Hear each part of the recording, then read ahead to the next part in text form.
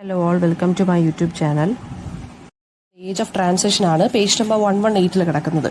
Second half of the 18th സെഞ്ചുറിയാണ് age of transition എന്ന് പറയുന്നത്. അതായത് ഏജ് ഓഫ് ചേഞ്ച്, ട്രാൻസിഷൻ എന്ന് വെച്ചാൽ മാറ്റം.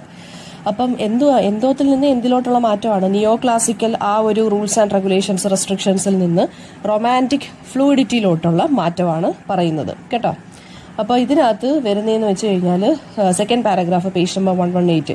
അപ്പോൾ ഇംഗ്ലണ്ട് ആ ഒരു ട്രാൻസിഷൻ പീരീഡിലായിരുന്നു, റൊമാൻറ്റിക് സെൻസിബിലിറ്റിയിലോട്ട് പോകുമായിരുന്നു. രണ്ട് പീരീഡ്സിൻ്റെയും ടെൻഡൻസീസ് ഉണ്ടായിരുന്നു, എന്നാലും റൊമാൻറ്റിക് സെൻസിബിലിറ്റിയിലോട്ട് മൂവ് ചെയ്യുമായിരുന്നു. അപ്പോൾ നിയോ ക്ലാസിക്കൽ ഐഡിയാസ് ഒക്കെ ഫെയ്ഡ് ആവാൻ തുടങ്ങി, റൊമാൻറ്റിക് ഐഡിയൽസ് ഒക്കെ വരാൻ തുടങ്ങി. ഈ റെസ്ട്രിക്റ്റീവ് ലിറ്ററേച്ചർ, അതായത് നിയോ ക്ലാസിക്കൽ എന്ന് പറയുമ്പോൾ അറിയാലോ, ക്ലാസിക്കൽ മോഡലിലാണ് ചെയ്യുന്നത്, അങ്ങനെ ചെയ്യാവൂ ഇങ്ങനെ ചെയ്യാവൂ എന്ന് പറഞ്ഞിട്ട് 100 കൂട്ടം റെസ്ട്രിക്ഷൻസ്, റെസ്ട്രിക്ഷൻസിൽ നിന്ന് മാറി ആ ഒരു ഫ്രീഡത്തിൻ്റെ ഇറയിലോട്ട് നമ്മൾ കയറുകയാണ് ചെയ്യുന്നത്. ഓക്കെ, ആൻഡ് ദെൻ പക്ഷേ എന്നാലും രണ്ട് പീരീഡ്സിൻ്റെ എലിമെന്റ്സ് ആ ഒരു പോയട്രിക്കകത്താണെങ്കിലും വർക്ക്സിനകത്താണെങ്കിലും നമുക്ക് കാണാൻ സാധിക്കും. റൈറ്റേഴ്സ് ആണെന്നുണ്ടെങ്കിൽ കുറച്ച് പേര് ഹീറോയിക് കപ്ലറ്റ് തന്നെ യൂസ് ചെയ്യാൻ തുടങ്ങി. ഹീറോയിക് കപ്ലറ്റ് നമ്മുടെ 18th സെഞ്ചുറിയിലാണ്, ഏജ് ഓഫ് റീസന്റെ അകത്ത് ഹീറോയിക് കപ്ലറ്റ് ആണ്. അത് കുറച്ച് പേര് യൂസ് ചെയ്യാൻ പിന്നെയും കണ്ടിന്യൂ ചെയ്തുകൊണ്ടിരുന്നു. ചിലർ അതൊക്കെ റിജക്ട് ചെയ്തു. ഓഡ്, ബാലഡ്, ലിറിക് ഇതൊക്കെ ഫ്രീക്വന്റ് ആയിട്ട് യൂസ് ചെയ്യാൻ തുടങ്ങി. ബാലഡ്സ് ഒക്കെ ഷേക്സ്പിയറിലും ചോസറിലും ഒക്കെ വീണ്ടും പഴയ പോലെ ഇൻട്രസ്റ്റ് ഒക്കെ വരാൻ തുടങ്ങി. പക്ഷെ ഡ്രാമയൊന്നും അധികം ഇല്ലായിരുന്നു. ഓക്കെ, പിന്നെ ഈ ഗോതിക് ആയിട്ടുള്ള കാര്യങ്ങൾ, മെഡീവൽ ആയിട്ടുള്ള തീംസ് ഒക്കെ ആയിരുന്നു ലിറ്ററേച്ചറിൽ യൂസ് ചെയ്യാൻ തുടങ്ങിയത്. പിന്നെ ഹ്യൂമൻ ബീയിങ് ആയിരുന്നു സെൻട്രൽ ആയിട്ടുള്ള ഒരു കൺസേൺ. ഹ്യൂമൻ എൻക്വയറി അല്ലെങ്കിൽ ന്യൂ ലേണിംഗ്, ഹ്യൂമൻ ക്യൂരിയോസിറ്റിക്ക് ആയിരുന്നു ഇമ്പോർട്ടൻസ് കൊടുത്തിരുന്നത്. ഒരു നേച്ചറിലോട്ടുള്ള ഒരു ഫോക്കസ് വന്നു. ഓക്കെ, പിന്നെ അറ്റൻഷൻ നേച്ചറിലോട്ട് വരാൻ തുടങ്ങി. പിന്നെന്താണെന്ന് വെച്ച് കഴിഞ്ഞാൽ ഫിലോസഫിക്കൽ ആയിട്ടുള്ള കാര്യങ്ങൾക്കൊക്കെ ഇമ്പോർട്ടൻസ് കിട്ടി. ഫിലോസഫിക്കൽ പ്രോസ് ഒക്കെ ഒരുപാട് ഇൻക്രീസ് ചെയ്യാൻ തുടങ്ങി, നോവൽ ഇൻക്രീസ് ചെയ്യാൻ തുടങ്ങി. മിഡിൽ ക്ലാസ് പീപ്പിൾ റൈസ് ചെയ്യാൻ തുടങ്ങിയപ്പോൾ അവർ കുറച്ച് നല്ല രീതിയിൽ മെച്ചപ്പെട്ട ജീവിതമൊക്കെ ആയപ്പോൾ നോവൽസിന് ഇമ്പോർട്ടൻസ് കിട്ടി. അതായത് ഇവരാണ് കൂടുതൽ നോവൽസ് വായിക്കുന്നത്. ഫസ്റ്റ് ചേഞ്ച് പോയട്രിയിലാണ് വിസിബിൾ ആയത്. അപ്പോൾ ഈ ഒരു ഏജിനെ നമുക്ക് pre കേഴ്സർ of the romantic movement in British literature എന്ന് വിളിക്കാൻ സാധിക്കും. അതായത് റൊമാൻറ്റിക് മൂവ്മെന്റിന് മുന്നേ ഉള്ള കാലഘട്ടം. ഓക്കെ, അപ്പോൾ പോയട്രിയിൽ എന്താണെന്ന് വെച്ച് കഴിഞ്ഞാൽ ട്രാൻസിഷൻ പോയട്രി ഉണ്ടായിരുന്നു, ന്യൂ സ്കൂൾ ഓഫ് പോയട്രി ഉണ്ടായിരുന്നു പേജ് നമ്പർ 119. ആൻഡ് അതിന്റെ രണ്ടിന്റെ ഡിഫറൻസ് എന്ന് പറയുന്നത് എന്താണ്? ട്രാൻസിഷൻ പോയട്രി ആണെങ്കിലും ന്യൂ സ്കൂൾ ഓഫ് പോയട്രി ആണെങ്കിലും എമൗണ്ട് ഓഫ് റൊമാൻറ്റിസിസം അത് ആ ഒരു എലമെന്റിലാണ് ഡിഫറൻസ് ഉണ്ടായിരുന്നത് കേട്ടോ.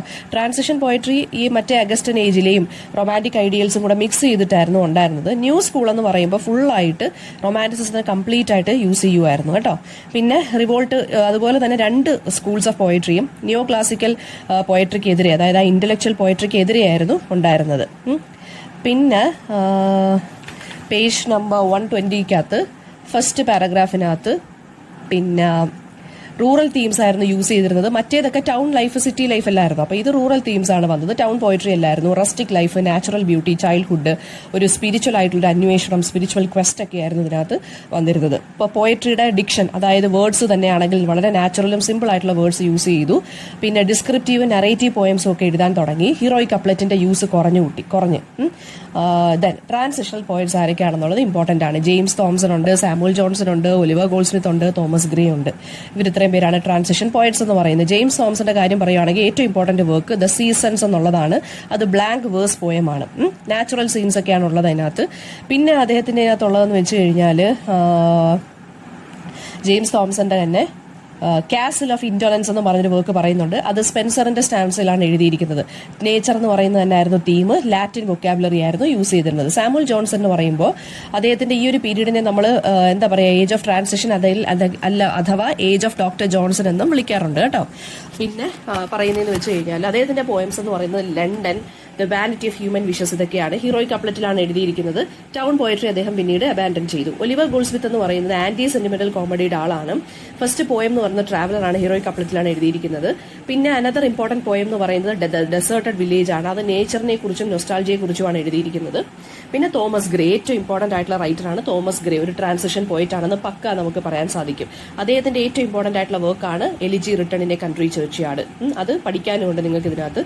റസ്റ്റിക് ലൈഫിനെ കുറിച്ചും പൂർ ആയിട്ടുള്ള ആളുകളെ കുറിച്ചോ ഓർഡിനറി ലൈഫിനെ കുറിച്ചോ ഒക്കെയാണ് പറയുന്നത്. ഇദ്ദേഹവും കൂടി ഉൾപ്പെട്ട ഒരു സ്കൂൾ ഓഫ് പോയട്രിയാണ് ഗ്രേവിയാർഡ് പോയറ്റ്സ് എന്ന് പറയുന്നത്. പേജ് നമ്പർ 121 ഫസ്റ്റ് പാരഗ്രാഫിനകത്ത് പറയുന്നുണ്ട്. ഇദ്ദേഹവും റോബർട്ട് ബ്ലെയറും എഡ്വേർഡ് യങ്ങും തോമസ് പാർണലും. അപ്പൊ ഈ ഗ്രേവിയാർഡ് പോയട്രി എന്ന് വെച്ച് കഴിഞ്ഞാൽ സംഭവം ഡെത്ത്, മോർട്ടാലിറ്റി, ഒരു ഗ്ലൂമി പോയട്രി ആയിരിക്കും. അതായത് ഈ ഗ്രേവ് യാർഡിലൊക്കെ സെറ്റ് ചെയ്ത് രാത്രിയിലൊക്കെ ആയിരിക്കും അതിന്റെ ബാക്ക്ഗ്രൗണ്ട്. ഡെത്തിനെ കുറിച്ചും മോർട്ടാലിറ്റിയെ കുറിച്ചും ആയിരിക്കും ഇവർ സംസാരിക്കുന്നത്. ഒരു വല്ലാത്ത ഒരു മെലങ്കളി ടോണിലായിരിക്കും എഴുതുന്നത്, വിഷമിച്ച ടോൺ, ഒരു ഗ്ലൂമി ടോണിലായിരിക്കും ഇത് എഴുതുന്നത് കേട്ടോ. ഗ്രേവ് യാർഡ് പോയറ്റ്സ് ഇമ്പോർട്ടന്റ് ആണ്. അടുത്തത് തോമസ് ഗ്രേയുടെ തന്നെ വേറെ കുറച്ച് വർക്ക്സ് പേജ് നമ്പർ 121 സെക്കൻഡ് പാരഗ്രാഫിൽ പറഞ്ഞിട്ടുണ്ട്. പ്രൈവറ്റ് തോട്ട്സ് അല്ലെങ്കിൽ സെൽഫ് എക്സ്പ്ലോറേഷൻ ആണ് അദ്ദേഹത്തിന്റെ വർക്ക്സിനകത്ത് കൂടുതലും വരുന്നത്. അദ്ദേഹവും ഹീറോയിക് കപ്ലറ്റ് ഒക്കെ അബാൻഡൻ ചെയ്തു.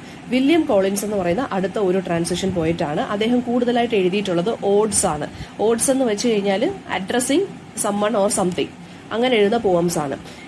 അടുത്ത ഇമ്പോർട്ടന്റ് ട്രാൻസിഷൻ പോയിട്ട് തോമസ് ചാറ്റർട്ടൺ ഉണ്ട്, ജോർജ് ക്രാബ് ഉണ്ട്. തോമസ് ചാറ്റർട്ടൺ എന്ന് പറയുന്നത് ഒരു ഗോതിക് എലിമെന്റ്സ് നമുക്ക് കാണാൻ സാധിക്കും. ജോർജ് ക്രാബിനകത്ത് ഡൊമസ്റ്റിക് ലൈഫിനെ കുറിച്ചും ബ്യൂട്ടിഫുൾ ലാൻഡ്സ്കേപ്പിനെ കുറിച്ചും ഒക്കെയാണ് അദ്ദേഹം ഹ്യൂമറസ് ആയിട്ടാണ് അദ്ദേഹം എഴുതി പോകുന്നത്. ഓക്കെ, പിന്നെ page number 122 new school of പോയട്രിയെ കുറിച്ച് പറയുന്നു. നമ്മൾ പഠിച്ചില്ല, ന്യൂ സ്കൂൾ ഓഫ് പോയട്രി ഉണ്ട്, പിന്നെ അല്ലാതെ ഒരു കൈൻഡ് ഓഫ് പോയട്രി. നമ്മൾ 2 സ്കൂൾസ് ഓഫ് പോയട്രി ഉണ്ടെന്നല്ലേ നമ്മൾ പഠിച്ചത്. ഏതൊക്കെയാണ്? ട്രാൻസിഷൻ പോയട്രിയും ന്യൂ സ്കൂളും. ട്രാൻസിഷൻ പോയട്രി നമ്മൾ പഠിച്ചു കഴിഞ്ഞു. അടുത്തത് ന്യൂ സ്കൂൾ ഓഫ് പോയട്രിയാണ്. ന്യൂ സ്കൂൾ ഓഫ് പോയട്രി എന്ന് പറയുമ്പോൾ അതിനകത്ത് ഈ റൊമാൻറ്റിസിസത്തിന്റെ തന്നെ പ്രീകേഴ്സേഴ്സ് നമുക്ക് വിളിക്കാം. അപ്പൊ അവരാരൊക്കെയാന്ന് വെച്ച് കഴിഞ്ഞാൽ റോബർട്ട് ബേൺസ്, വില്യം ബ്ലേക്കുമാണ് മേജർ പോയിറ്റ്സ്. റോബർട്ട് ബേൺസ് എന്ന് പറയുമ്പോൾ ഒരു ഫുൾ സ്വിംഗ് റൊമാൻറ്റിക് പോയിന്റ് ആണ്. അദ്ദേഹത്തിന്റെ അച്ഛൻ ഒരു ഫാർമർ ആയിരുന്നു. അപ്പോൾ ബാക്ക്ഗ്രൗണ്ട് മിക്കവാറും ഉള്ളതിനകത്തൊക്കെ ഫാമിംഗ് ആയിരിക്കും വരുന്നത്. പിന്നെ ഇദ്ദേഹത്തിന്റെ നാഷണൽ പോയിന്റ് ഓഫ് സ്കോട്ട്ലൻഡ് എന്നാണ് അറിയപ്പെടുന്നത്. ഏറ്റവും ഇമ്പോർട്ടന്റ് വർക്ക് എന്ന് പറയുന്നത് my love was like a red red rose ആണ്. അത് ഏറ്റവും ഇമ്പോർട്ടന്റ് ആയിട്ടുള്ള ഒരു ഫേമസ് പോയമാണ്. Individualism, spontaneity, sensitivity to nature, അതുപോലെ തന്നെ അതോറിറ്റീസ് അല്ലെങ്കിൽ പവറിനെതിരെയുള്ളൊരു റിബല്യൻ, ഇതൊക്കെയാണ് ഇദ്ദേഹത്തിന്റെ പോയിട്രിയിൽ നമ്മൾ കാണുന്നത്. And he's known as national poet of Scotland, മറക്കരുത് കേട്ടോ. സ്കോട്ട്ലൻഡിന്റെ തന്റെ കൾച്ചർ, ട്രഡീഷൻ, റിലീജിയനെ കുറിച്ചൊക്കെയാണ് ഇദ്ദേഹത്തിന്റെ പോയിട്രിക്കകത്ത് പ്രതിപാദിക്കുന്നത്. അതുപോലെ തന്നെ ഏജ് ഓഫ് ട്രാൻസിഷൻ വിമൺ പോയിറ്റ്സിന് നല്ല ഒരു പീരീഡ് ആയിരുന്നു. അവർ ഒരുപാട് പബ്ലിക്കേഷൻസും പബ്ലിഷിംഗ് ഹൗസസിലൊക്കെ അവരുടെ പാർട്ടിസിപ്പേഷൻ കൂടുതലായിട്ടും ഉണ്ടായിരുന്നു. എസ്പെഷ്യലി നോക്കട്ടെടാ. പിന്നെ വരുന്നതെന്ന് വെച്ച് കഴിഞ്ഞാൽ നമ്മുടെ ജെയിൻ ഓസ്റ്റന്റെ കാര്യമൊക്കെ ഇവിടെ പറയുന്നുണ്ട്. അതായത് ജെയിൻ ഓസ്റ്റനെ കണ്ട് ഇൻഫ്ലുവൻസ്ഡ് ആയി, ഐ മീൻ കുറെ most of the women writers എന്ന് പറയുന്നത് മിക്കവാറും ലൈക്ക് ജെയിൻ ഓസ്റ്റൻ പോലെയായിരുന്നു. അതായത് നല്ല രീതിയിലുള്ളൊരു ഇതൊക്കെ കിട്ടിയിട്ടുണ്ടെന്ന് പറയുവാണ്. ബ്ലൂ സ്റ്റോക്കിംഗ് എന്ന് പറഞ്ഞൊരു ലിറ്ററി ഗ്രൂപ്പ് ഉണ്ടായിരുന്നു സ്ത്രീകൾക്ക് വേണ്ടി മിഡ് 18th സെഞ്ചുറിയിൽ. അവരെന്ന് പറയുന്നത് ലിറ്ററി കോൺവെർസേഷൻസിന് വേണ്ടി മാത്രമുള്ള, ലിറ്ററി ഡിസ്കഷന് വേണ്ടി ഉള്ള ഒരു ഗ്രൂപ്പായിരുന്നു. ഫീമെയിൽ റിപ്രസെന്റേഷൻ ട്രാൻസിഷൻ പോയിറ്റ്സിൽ ആരൊക്കെയാണെന്ന് വെച്ച് കഴിഞ്ഞാൽ എലിസബത്ത് കാർട്ടർ ഉണ്ട്, ഫാനി ബേണി, ഹന്ന മൂർ, പിന്നെ മിസ് എലിസബത്ത് മൊണ്ടേഗ്യൂ ഉണ്ട്. ഡ്രാമ എന്ന് പറയുമ്പോൾ നോട്ട് മച്ച് ആക്ടിവിറ്റി ഇല്ലായിരുന്നു ഏജ് ഓഫ് ട്രാൻസിഷനിൽ. എന്നാലും ആന്റി സെന്റിമെന്റൽ കോമഡീസ് ഓഫ് ഗോൾഡ് സ്മിത്തും ഷെറിഡനും ഉണ്ടായിരുന്നു. പിന്നെ ഡോക്ടർ ജോൺസൺ ഒരു ബ്ലാങ്ക് വേഴ്സ് എഴുതിയിട്ടുണ്ട്, അത് ഇമ്പോർട്ടന്റ് ആണ്. ഐറീൻ എന്ന് പറഞ്ഞൊരു ട്രാജഡിയാണ്. പ്രോസ് എന്ന് പറയുമ്പോൾ വളരെ ഫേവേർഡ് ആയിട്ടുള്ളൊരു ജോണർ ആയിരുന്നു ഈ ഒരു ട്രാൻസിഷൻ പീരീഡിൽ. പീരിയോഡിക്കൽ എസ്സേസ് ഒക്കെ ഒരുപാട് വന്നു. ഹിസ്റ്ററിയിലും ഫിലോസഫിയിലും ഒക്കെ ആളുകൾക്ക് ഒരുപാട് എന്താ പറയുക ഒരു ഇൻട്രസ്റ്റ് ഉണ്ടായി. പീരിയോഡിക്കൽ എസ്സേ എന്ന് പറയുന്നത് page number 123 first half of the 18th സെഞ്ചുറിയിലാണ് വന്നത്. ഈ പീരിയോഡിക്കൽ എസ്സേ മൂലമാണ് നോവൽ ഉണ്ടായത്, നോവലിന്റെ എവല്യൂഷൻ സ്റ്റാർട്ട് ചെയ്തത്. ഇപ്പൊ ന്യൂസ് പേപ്പേഴ്സ് ഒക്കെ വന്നു. അപ്പൊ പീരിയോഡിക്കൽ ലിറ്ററേച്ചറിൽ ഇമ്പോർട്ടൻസ് കൂടി. ഇപ്പൊ 2 പൊളിറ്റിക്കൽ പാർട്ടീസ് ഉണ്ടായിരുന്നു നമ്മൾ പഠിച്ചു, ടോറീസും വിഗ്സും. അപ്പം അവരുടെ ആ ഒരു പബ്ലിക് എൻഗേജ്മെന്റ്സും അവരുടെ വഴക്കും എല്ലാം ഒരുപാട് കോഫി ഹൗസസിലും ക്ലബ് ഹൗസസിലും എല്ലാം ഡിസ്കഷന്റെ ഒരു സബ്ജക്റ്റായി മാറി. അങ്ങനെ അതെല്ലാം പൊളിറ്റിക്കൽ ആൻഡ് പീരിയോഡിക്കൽ റൈറ്റിംഗ്സിൽ വരാൻ തുടങ്ങി. പുതിയ പബ്ലിഷിംഗ് ഹൗസസ് വന്നു. 3 മോസ്റ്റ് ഇമ്പോർട്ടന്റ് പീരിയോഡിക്കൽ ലിറ്ററേച്ചറിലെ റൈറ്റേഴ്സ് എന്ന് പറയുന്നത് Daniel Defoe, Joseph Addison, Richard Steele. Addison and സ്റ്റീലും ഡീഫോയും.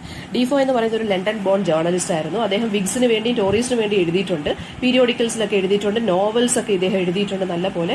ഇദ്ദേഹത്തിന്റെ പീരിയോഡിക്കൽ എന്ന് പറയുന്നത് ദ റിവ്യൂ ആണ് കേട്ടോ. പൊളിറ്റിക്സ് മാത്രമല്ല ഹ്യൂമൻ ലൈഫിലെ എല്ലാ ആസ്പെക്റ്റിനെ കുറിച്ചും അദ്ദേഹം എഴുതിയിട്ടുണ്ടായിരുന്നു. പിന്നെ ജൊനാഥൻ സ്വിഫ്റ്റ് ഫൗണ്ട് ചെയ്തതാണ് ദ എക്സാമിനർ.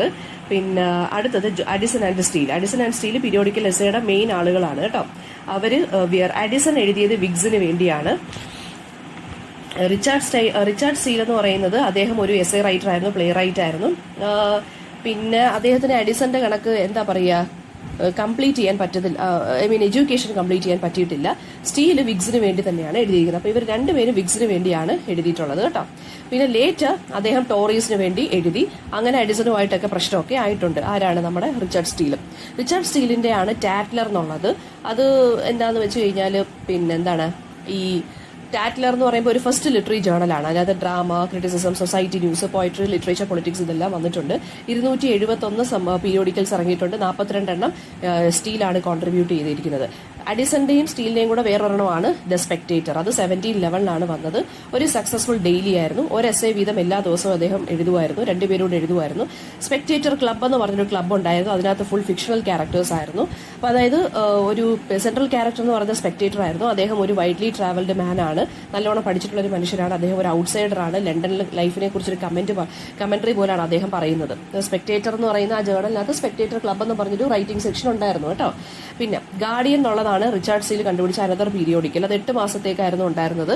ജോസഫ് അഡിസൺ അതിനകത്ത് എഴുതിയിരുന്നു. പിന്നെ അടുത്തതെന്ന് വെച്ച് കഴിഞ്ഞാൽ ഇംഗ്ലീഷ് മാൻ എന്ന് പറഞ്ഞൊരു അനദർ പീരിയോഡിക്കൽ സ്റ്റീൽ ചെയ്തിരുന്നു. പിന്നെ അടുത്തത് ദ പ്ലെബി എന്ന് പറഞ്ഞൊരു പൊളിറ്റിക്കൽ പീരിയോഡിക്കൽ റിച്ചാർഡ് സ്റ്റീൽ തുടങ്ങി കേട്ടോ. അപ്പം ഒരുപാടുണ്ട് ഇതിനകത്ത്. പിന്നെ ഇവരുടെ ഫോക്കസ് എന്ന് പറയുമ്പോൾ എന്തായിരുന്നു? Page number 126 first paragraph urban middle class ലൈഫായിരുന്നു ഇവരുടെ ഫോക്കസ് എന്ന് പറയുന്നത്. പിന്നെ അതുപോലെ തന്നെ ഈ ഒരു ആർട്ടിഫിഷ്യൽ ആയിട്ടുള്ള ലൈഫ് സ്റ്റൈലിനെയൊക്കെ കളിയാക്കിക്കൊണ്ട് ഇവർ എഴുതിയിരുന്നു. മിഡിൽ ക്ലാസ് ലൈഫിനെ കുറിച്ചാണ് ഇവിടെ കൂടുതൽ ഒബ്സർവ് ചെയ്ത് എഴുതിയിരുന്നത്. അവരുടെ ആ ഒരു ഡൊമസ്റ്റിക് പ്രോബ്ലംസ് ഒക്കെ ഉണ്ടല്ലോ, അങ്ങനത്തുള്ള കാര്യങ്ങൾ. പിന്നെ സ്റ്റീലാണ് കോൺട്രിബ്യൂട്ട് ചെയ്തിരുന്നത് കൂടുതലായിട്ടും ഈ എസ്സേയുടെ സ്ട്രക്ചറിന്റെയും ഫോമിന്റെയും കാര്യത്തിൽ. അഡിസൺ എന്ന് പറയുമ്പം എന്താ പറയുക, ഫോം ഒക്കെ സ്റ്റൈലൈസ് ചെയ്തിരുന്ന വ്യക്തിയാണ് അഡിസൺ എന്ന് പറയുന്നത് കേട്ടോ. പിന്നെ political and religious controversies Addison എന്ത് ചെയ്തിരുന്നു? അവോയ്ഡ് ചെയ്തിരുന്നു. പിന്നെ ഉള്ളതെന്ന് വെച്ച് കഴിഞ്ഞാൽ വളരെ ഇന്റലക്ച്വൽ ആയിട്ടുള്ള രീതിയിലാണ് എഴുതിയിരുന്നത്. സിമ്പിൾ ആൻഡ് കോൺവെർസേഷണൽ ടോണിലാണ്. ഓക്കെ, ദെൻ പിന്നെ പേജ് നമ്പർ 127 ഫസ്റ്റ് പാരഗ്രാഫിനകത്ത് ഫീമെയിൽ സ്പെക്ടേറ്റർ എന്ന് പറഞ്ഞൊരു പീരിയോഡിക്കൽ സ്റ്റാർട്ട് ചെയ്തു. അത് എലീജ ഹേവുഡ് ആണ്, അത് മറന്നു പോകരുത് കേട്ടോ. പിന്നെ Henry fielding page number 127 second paragraph. Henry Fielding എന്ന് പറയുന്നത് 4 വീൽസ് ഓഫ് ബ്രിട്ടീഷ് നോവൽസ്. 4 പേരുണ്ട്. 4 വീൽസ് ഓഫ് ബ്രിട്ടീഷ് നോവൽസ്, അതായത് 4 റൈറ്റേഴ്സ് ഓഫ് ബ്രിട്ടീഷ് നോവൽ. അതിലൊരാളാണ് ഹെൻറി ഫീൽഡിംഗ് എന്ന് പറയുന്നത്. രണ്ടാമത്തെ ആള് ഡാനിയൽ ഡീഫോ ഒക്കെ വരുന്നുണ്ട്, നമ്മൾ പറയുന്നുണ്ട്. അപ്പൊ ഹെൻറി ഫീൽഡിംഗ് എന്ന് പറയുന്നത് അദ്ദേഹം 4 ജേർണൽസ് കണ്ടുപിടിച്ചിട്ടുണ്ട്. നമ്മളിപ്പോൾ പീരിയോഡിക്കൽസിനെ കുറിച്ച് പറയുന്നത് കൊണ്ടാണ് ഞാൻ ജസ്റ്റ് പറഞ്ഞു പോകുന്നത്. നോവലിനെ കുറിച്ച് ഡീപ്പായിട്ട് നമ്മൾ അടുത്ത പേജിൽ പഠിക്കുന്നുണ്ട് കേട്ടോ. സാമുവൽ ജോൺസൺ തുടങ്ങിയിട്ടുണ്ട് റാംബ്ലർ എന്നും ഐഡ്ലർ എന്നും പറഞ്ഞൊരു പീരിയോഡിക്കൽ. അത് വളരെ അടിപൊളി ലാംഗ്വേജിലൊക്കെയാണ് കേട്ടോ എഴുതുന്നത്. പിന്നെ നിയോ ക്ലാസിക്കൽ പീരിയഡിലെ പീരിയോഡിക്കൽസ് എന്ന് പറയുന്നത് ഒരുപാട് ഉണ്ടായിരുന്നെങ്കിലും പക്ഷെ അതെല്ലാം ഷോർട്ട് ലിവ്ഡ് ആയിരുന്നു കേട്ടോ. പിന്നീട് ബ്രിട്ടീഷ് നോവൽ വരുവാണ് ചെയ്യുന്നത്. പീരിയോഡിക്കൽസ് തീർന്നിട്ട് ബ്രിട്ടീഷ് നോവൽ വരുവാണ്. ഏറ്റവും ഇമ്പോർട്ടൻ്റ് ആയിട്ടുള്ള റൈറ്റർ എന്ന് പറയുന്നത് ആരാണ്? ഡാനിയൽ ഡീഫോ. അപ്പോൾ 4 വീൽസ് ഓഫ് നോവൽ എന്ന് പറയുന്നത് സാമുവൽ റിച്ചാർഡ്സൺ വരും, ഹെൻറി ഫീൽഡിംഗ് വരും, തോബിയാസ് സ്മോലറ്റും അതുപോലെ തന്നെ ലോറൻസ് സ്റ്റേണും. ഡാനിയൽ ഡീഫോ ആണ് ഏറ്റവും ഇമ്പോർട്ടൻ്റ് ആയിട്ടുള്ള ഫസ്റ്റ് റൈറ്റർ എന്ന് പറയുന്ന നോവലിന്റെ. റോബിൻസൺ ക്രൂസോ അത് ഇമ്പോർട്ടൻ്റ് ആണ്. റിയലിസം അതുപോലെ തന്നെ അൺപോളിഷ്ഡ് ആയിട്ടുള്ള സ്റ്റൈലായിരുന്നു ഇദ്ദേഹത്തിൻ്റെത്. പിന്നെ വളരെ ഫേം ആയിട്ടുള്ള നറേറ്റീവ് ആയിരുന്നു കേട്ടോ. ഡാനിയൽ ഡീഫോയുടെ തന്നെ ഏറ്റവും അനദർ വർക്ക് എന്ന് പറയുന്നത് ഏതാണ്? മോൾ ഫ്ലാൻഡേഴ്സ്. പിന്നെ അടുത്തതെന്ന് വെച്ചാൽ ജൊനാഥൻ സ്വിഫ്റ്റിന്റെ ഏറ്റവും ഇമ്പോർട്ടൻ്റ് വർക്ക് ഗള്ളിവേഴ്സ് ട്രാവൽസ്. പിന്നെ അത് കഴിഞ്ഞിട്ട് മിഡിൽ ക്ലാസ് ആളുകൾ വളർന്നു. ഞാൻ പറഞ്ഞല്ലോ ട്രേഡും കൊമേഴ്സും ഒക്കെ ഫ്ലറിഷ്ഡ് ആയപ്പോൾ മിഡിൽ ക്ലാസ് ആളുകളുടെ ലൈഫ് മാറി. സോ ഒരുപാട് നോവൽസിന്റെ ആ റീഡിംഗ് കമ്മ്യൂണിറ്റി ഒരുപാട് പുതിയതായിട്ട് ഒരു കമ്മ്യൂണിറ്റീസ് ഒക്കെ വരാൻ തുടങ്ങി. അവർക്ക് നോവൽസ് ആയിരുന്നു കൂടുതൽ വായിക്കാൻ ഇഷ്ടം. നോവൽസ് ആണ് ഇവരെ അട്രാക്ട് ചെയ്ത്. ഇനി സാമുവൽ റിച്ചാർഡ്സൺ ഒരു പ്രിന്ററാണ്, പബ്ലിഷറാണ്. ഫീമെയിൽ ക്യാരക്ടേഴ്സിനൊക്കെ അദ്ദേഹം പ്രസന്റ് ചെയ്യുന്നതിൽ വളരെ ഒരു മാസ്റ്ററാണ്. ഏറ്റവും ഇമ്പോർട്ടന്റ് ഫസ്റ്റ് നോവൽ എന്ന് പറയുന്നത് പമേല ആണ്. 1740 എഴുതിയത്. എപ്പിസ്റ്റോളറി ഫോമിലാണ് എഴുതിയിരിക്കുന്നത്. എപ്പിസ്റ്റോളറി എന്ന് വെച്ചാൽ കത്തുകളുടെ രൂപത്തിലാണ് ഈ ഒരു നോവൽ എഴുതിയിരിക്കുന്നത്. പിന്നെ ഈ പമേല എന്ന് പറഞ്ഞ സ്ത്രീ അവരുടെ മാസ്റ്ററിനെ കല്യാണം കഴിക്കണമെന്ന് പറഞ്ഞ മാസ്റ്റർ ഭയങ്കര ശല്യം. അതിൽ നിന്ന് രക്ഷപ്പെടാനായിട്ട് ഇങ്ങനെ നിൽക്കുന്ന ഒരു ടൈപ്പ് ഓഫ് സ്റ്റോറിയാണ് അത്. റിയലിസോ മൊറാലിറ്റി ഒക്കെ ഉണ്ട് കേട്ടോ. പിന്നെ സാമുവൽ റിച്ചാർഡ്സന്റെ അനദർ നോവൽ എന്ന് പറയുന്നത് ക്ലാരിസയാണ്. പിന്നെ അത് കഴിഞ്ഞിട്ട് സർ ചാൾസ് ഗ്രാൻഡസൺ ഉണ്ട്. പിന്നെ ഇമോഷണൽ ആയിട്ടും സെന്റിമെന്റൽ ആയിട്ടും ഒക്കെ ഉള്ള ഒരു കൈൻഡ് ഓഫ് നോവലാണ് സാമുവൽ റിച്ചാർഡ്സന്റെ. അടുത്തത് Henry fielding, father of British novel എന്നാണ് ഇദ്ദേഹത്തിന് അറിയപ്പെടുന്നത്. സെന്റിമെന്റൽ പ്രസന്റേഷൻ ഒക്കെ ഉണ്ട്, പക്ഷെ മോറലൈസ് ചെയ്യത്തില്ല, ഉപദേശിക്കത്തില്ല. മൾട്ടി ഡയമെൻഷണൽ ക്യാരക്ടേഴ്സ് ആണുള്ളത്.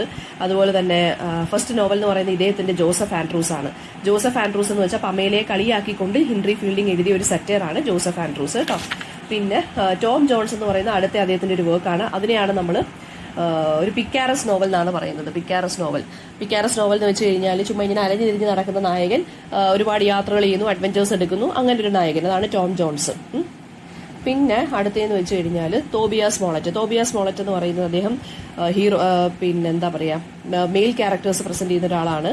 പിന്നെ ആന്റി ഹീറോ എന്നുള്ള കോൺസെപ്റ്റിനെ ഇൻട്രൊഡ്യൂസ് ചെയ്ത ഇദ്ദേഹമാണ്. അഡ്വഞ്ചേഴ്സ് ഓഫ് റോഡ്രിക് റാൻഡം എന്നുള്ള വർക്കിനകത്തോട്ട് കേട്ടോ. പിന്നെ ട്രാവലും അഡ്വഞ്ചറുമാണ് തീംസ് എന്ന് പറയുന്നത്. പിന്നെ ലോറൻസ് സ്റ്റേണിന്റെ സ്ട്രീം ഓഫ് കോൺഷ്യസ്നസ് ടെക്നിക്കിന്റെ ആളാണ് ലോറൻസ് സ്റ്റേൺ. ഏറ്റവും ഇമ്പോർട്ടന്റ് വർക്ക് ട്രിസ്റ്റം ഷാന്റി ആണ്. പിന്നെ ഹ്യൂമറും സെന്റിമെന്റലിസും ആണ് ഇതിനകത്ത് കൂടുതലായിട്ടും ഉള്ളത്. സ്ട്രീം ഓഫ് കോൺഷ്യസ്നസ് എന്നുള്ള കോൺസെപ്റ്റ് പഠിച്ചു വെച്ചേക്കുക. സ്ട്രീം ഓഫ് കോൺഷ്യസ്നസ് എന്ന് വെച്ച് കഴിഞ്ഞാൽ നമ്മുടെ മൈൻഡിൽ ഒരു അടുക്കും ചിട്ടയില്ലാതെ ഒരു ക്യാരക്ടറിന്റെ തോട്ട്സ് അതുമാതിരി അങ്ങ് പറയുന്നത്. ഇപ്പം നമ്മളിപ്പോൾ ജോലി ചെയ്യുകയാണെങ്കിലും പഠിക്കുകയാണെന്നുള്ളത് നമ്മൾ മൈൻഡ് കുറച്ച് നേരം പഠിത്തത്തിലായിരിക്കും, പക്ഷെ കുറച്ച് കഴിയുമ്പോൾ നമ്മുടെ മൈൻഡ് വേറെ എവിടെയെങ്കിലും ഒക്കെ പോകും. അപ്പോൾ നമ്മുടെ തോട്ട്സ് ഇങ്ങനെ ഒരു ഫിൽറ്റേർഡ് അല്ലാത്ത രീതിയിൽ ഇങ്ങനെ വരുമായിരിക്കും അല്ലേ. അപ്പോൾ അതിനെ അതുപോലെ അങ്ങ് എഴുതി വെക്കുന്നതാണ് സ്ട്രീം ഓഫ് കോൺഷ്യസ്നസ്. ചിലപ്പോൾ രാവിലത്തെ കാര്യം പറഞ്ഞാൽ ഒറ്റയടിക്ക് രാത്രിയിലെ കാര്യമായിരിക്കും പറയുന്നത്, ഒരു ബന്ധമില്ല, അതൊരു കണക്ഷൻ ഇല്ല. അതാണ് സ്ട്രീം ഓഫ് കോൺഷ്യസ്നസ്. അടുത്തത് later novelist of the 18th century. അതെന്ന് പറയുന്നത് ഒലിവർ ഗോൾഡ്സ്മിത്ത്, ഒരു ആന്റി സെന്റിമെന്റൽ ഡ്രമാറ്റിസ്റ്റ് ആണ്. അദ്ദേഹത്തിന്റെ ഫസ്റ്റ് നോവൽ എന്ന് പറയുന്നത് സിറ്റിസൺ ഓഫ് ദ വേൾഡ് ആണ് കേട്ടോ. അതും സീരീസ് ഓഫ് ലെറ്റേഴ്സിലാണ് എഴുതിയിരിക്കുന്നത്. അടുത്ത novel the വിക്കാർ of Wakefield, best novel of 18th സെഞ്ചുറിയാണ്. പിന്നെ ഗോതിക് റൊമാൻസ്. ഗോതിക് നോവൽസ് എന്ന് പറയുന്നത് 18th സെഞ്ചുറിയിലാണ് വന്നത്. ഗോതിക് നോവൽസ് എന്ന് പറയുമ്പോൾ എന്താണ്, super natural elements, terror, horror, ഈ മെഡീവൽ ആയിട്ടുള്ള കാസിൽസിനകത്ത് ഹോണ്ടഡ് ആയിട്ടുള്ള കുറേ കാര്യങ്ങൾ നടക്കുന്നു, മിസ്റ്ററി, അതൊക്കെയായിരുന്നു. ഓക്കെ, പിന്നെ മാജിക് മിസ്റ്ററി ഉള്ളതാണ് ഗോതിക് റൊമാൻസ്. ഏറ്റവും ഇമ്പോർട്ടൻ്റ് ആയിട്ടുള്ള ഗോതിക് റൈറ്റർ ഹൊറേസ് വോൾപോൾ എന്നുള്ള റൈറ്ററിന്റെ ദ കാസിൽ ഓഫ് ഒട്രാൻഡോ ആണ് ഏറ്റവും ഇമ്പോർട്ടൻ്റ് ആയിട്ടുള്ള ഗോതിക് നോവൽ. വേറെ ആളുകളും എഴുതിയിട്ടുണ്ട് കേട്ടോ. ആൻഡ് റാഡ്ക്ലിഫ്, അതൊക്കെയാണ് ഗോതിക് നോവലിസ്റ്റുകളുടെ എക്സാമ്പിൾ ആണ്. പിന്നെ എഡ്വേർഡ് ഗിബൺ എന്ന് പറഞ്ഞാൽ അനദർ ഈ പ്രോസ് റൈറ്റേഴ്സ് കാണുമല്ലോ, ഇവരാരും അല്ലാത്ത കുറേ ആളുകൾ കാണുമല്ലോ. അതിലൊരാളാണ് page number 131 Edward Gibbon, 3rd പാരഗ്രാഫിലാണ്. അദ്ദേഹത്തിന്റെ വർക്കാണ് the decline and fall of the Roman empire. അത് റോമൻ എംപയറിന്റെ ഡെസല്യൂഷനെ കുറിച്ചൊക്കെയാണ് പറയുന്നത്. അത് വളരെ ഡൾ ആയിട്ടുള്ള ടോണിലാണ് എഴുതിയിരിക്കുന്നത്. അടുത്തൊരു ഹിസ്റ്റോറിയൻ ഡേവിഡ് ഹ്യൂം ആണ്. പിന്നെ എഡ്മണ്ട് ബർക്ക് എന്ന് പറയുന്ന ഒരു ഫിലോസഫിക്കൽ ആൻഡ് പൊളിറ്റിക്കൽ റൈറ്റർ ഉണ്ട്. ഇത്രയാണ് ബാക്കിയുള്ള റൈറ്റേഴ്സ് എന്ന് പറയുന്നത്. അപ്പോൾ ട്രാൻസിഷൻ ഏജ് കഴിഞ്ഞു. റൊമാൻറ്റിക് ഏജ് ആണ് പേജ് നമ്പർ 156 റൊമാൻറ്റിക് ഏജിനകത്ത് വരുവാണെന്നുണ്ടെങ്കിൽ ഒരുപാട് റെവല്യൂഷൻസ് ഒക്കെ ഹാപ്പൻ ചെയ്ത ഏജ് ആണ്. സോ അതിനെ ഏജ് ഓഫ് റെവല്യൂഷൻ എന്നും അറിയപ്പെടുന്നുണ്ട്. റൊമാൻറ്റിക് ഏജ് എന്ന് പറയുമ്പോൾ age of subjectivity, imagination and love for freedom ഉള്ളൊരു ഏജ് ആണ്. ഇപ്പോൾ കൊമേഴ്സ്, ട്രേഡ് ഇതെല്ലാം ഇംഗ്ലണ്ടിൽ പച്ചപിടിച്ചൊരു സമയമായിരുന്നു. ഇൻഡസ്ട്രിയലൈസേഷൻ ഒക്കെ നല്ല രീതിയിലുണ്ടായിരുന്നു, ഒരു അർബനൈസേഷൻ അതൊക്കെ നല്ലപോലെ ഉണ്ടായിരുന്നു. വർക്കിംഗ് ക്ലാസ് പീപ്പിൾ എമർജ് ചെയ്തു. അതുപോലെ തന്നെ ടെക്സ്റ്റൈൽ മിൽസ്, പോട്ടറി വർക്ക്സ്, പിന്നെ പവർ ഡ്രിവൺ മെഷീനറി അല്ലെങ്കിൽ അതായത് ഗുഡ്സ് കമ്മോഡിറ്റീസ് ഒക്കെ ഉണ്ടാക്കാൻ ഒരുപാട് ഇൻഡസ്ട്രിയൽ റെവല്യൂഷൻ ഒക്കെ ഹാപ്പൻ ചെയ്തപ്പോൾ ഒരുപാട് കൈൻഡ് ഓഫ് മെഷീനറി ഒക്കെ വന്നു. പിന്നെ പവർ ആൻഡ് വെൽത്ത് എന്ന് പറയുന്നത് അരിസ്റ്റോക്രസി ആ ഒരു ക്ലാസ്സിൽ നിന്ന് ഈ ഇൻഡസ്ട്രിയലൈസ്ഡ് കമ്മ്യൂണിറ്റീസിലോട്ട് വരാൻ തുടങ്ങി. അതായത് ഈ ലേബർ ക്ലാസ്സിന്റെ അടുത്തോട്ടൊക്കെ വരാൻ തുടങ്ങി. ഇൻഡസ്ട്രിയൽ റെവല്യൂഷൻ ഹാപ്പൻ ചെയ്തു. അപ്പോൾ ഒരുപാട് ഒരു സോഷ്യൽ ചേഞ്ചും അൺട്രസ്റ്റും ഒക്കെ ഹാപ്പൻ ചെയ്തിട്ടുണ്ടായിരുന്നു. ബാക്കി പഴയ ട്രഡീഷൻസ് ഒക്കെ മാറി. മെക്കനൈസേഷൻ ആയിരുന്നു ഏറ്റവും ഇമ്പോർട്ടന്റ് ആയിട്ടുള്ള പോയിന്റ് എന്ന് പറയുന്നത്. പിന്നെ പക്ഷെ അത് മെഷീൻസ് വന്നപ്പോൾ ആളുകളെ റീപ്ലേസ് ചെയ്തതുകൊണ്ട് ലേബറിന്റെ ആ ഒരു ലൈഫ് സ്റ്റൈൽ മാറിപ്പോയി. പോവേർട്ടിയൊക്കെ ആയി. വർക്കേഴ്സ് എല്ലാവരും കൂടെ സിറ്റീസിലോട്ട് മാറാൻ പോയി. അതായത് എംപ്ലോയ്മെന്റിന് വേണ്ടി ഒരുപാട് പേര് സിറ്റീസിലോട്ട് വരാൻ തുടങ്ങി. അഗ്രികൾച്ചറൽ പ്രൊഡക്ടിവിറ്റി കൂടി. റൂറൽ പോപ്പുലേഷൻ എന്ന് പറയുന്നത് റൂറൽ ആളുകൾ അതായത് എന്ത് ചെയ്തു, അവർ സിറ്റിയിലോട്ട് പോയപ്പോൾ റൂറൽ പോപ്പുലേഷൻ ഇടിഞ്ഞു. അൺഎംപ്ലോയ്മെന്റ് ഭയങ്കരമായിട്ട് കൂടി. വേജസ് ഒക്കെ വളരെയധികം കുറയാൻ തുടങ്ങി. ഇപ്പൊ 19th സെഞ്ചുറി എന്ന് പറയുന്നത് എക്കണോമിക് ഡിപ്രഷന്റെ ഒരു കാലഘട്ടമാണ്. പിന്നെ എന്ന് വെച്ച് കഴിഞ്ഞാൽ ഗവൺമെന്റ് ഡയറക്റ്റ് ആയിട്ട് എക്കണോമിക് അഫയേഴ്സിലൊക്കെ ഏർപ്പെടാൻ തുടങ്ങി. ഫ്രീ മാർക്കറ്റും പ്രൈവറ്റ് ഇൻഡിവിജ്വൽ ഡിസിഷൻസും ഒക്കെ ഓഫ് കോഴ്സ് കൺട്രോൾ ചെയ്യാനൊക്കെ തുടങ്ങി. പിന്നെ അതിനുശേഷം എക്കണോമിക് ആൻഡ് കുറച്ചുകൂടെ കഴിഞ്ഞപ്പോഴത്തേക്കും എന്ത് ചെയ്യാൻ തുടങ്ങി, ഗവൺമെന്റ് ഇടപെട്ട് കുറച്ചുകൂടെ കഴിഞ്ഞപ്പോഴത്തേക്കും economic and political power middle ക്ലാസിന്റെ കയ്യിലോട്ട് വരാൻ തുടങ്ങി. അതായത് ഗവൺമെന്റ് ചേഞ്ചസ്, സൊസൈറ്റിയിൽ ചേഞ്ചസ് ഒക്കെ കൊണ്ടുവന്നു. ഫസ്റ്റ് റിഫോം ബില്ല് പാസ്സായി 1832. അത് ഇമ്പോർട്ടന്റ് ആണ്. പേജ് നമ്പർ 158 ഫസ്റ്റ് പാരഗ്രാഫിൽ. പിന്നെന്താണെന്ന് വെച്ച് കഴിഞ്ഞാൽ റൊമാൻറ്റിക് ഇറ തുടങ്ങിയെന്ന് വെച്ചാൽ വില്യം വേർഡ്സ്വർത്തും കോൾറിഡ്ജിന്റെയും കൂടെ പബ്ലിക്കേഷൻ ആയിട്ടുള്ള ലിറിക്കൽ ബാലൻസിന്റെ പബ്ലിക്കേഷനോട് കൂടിയാണ് 1798.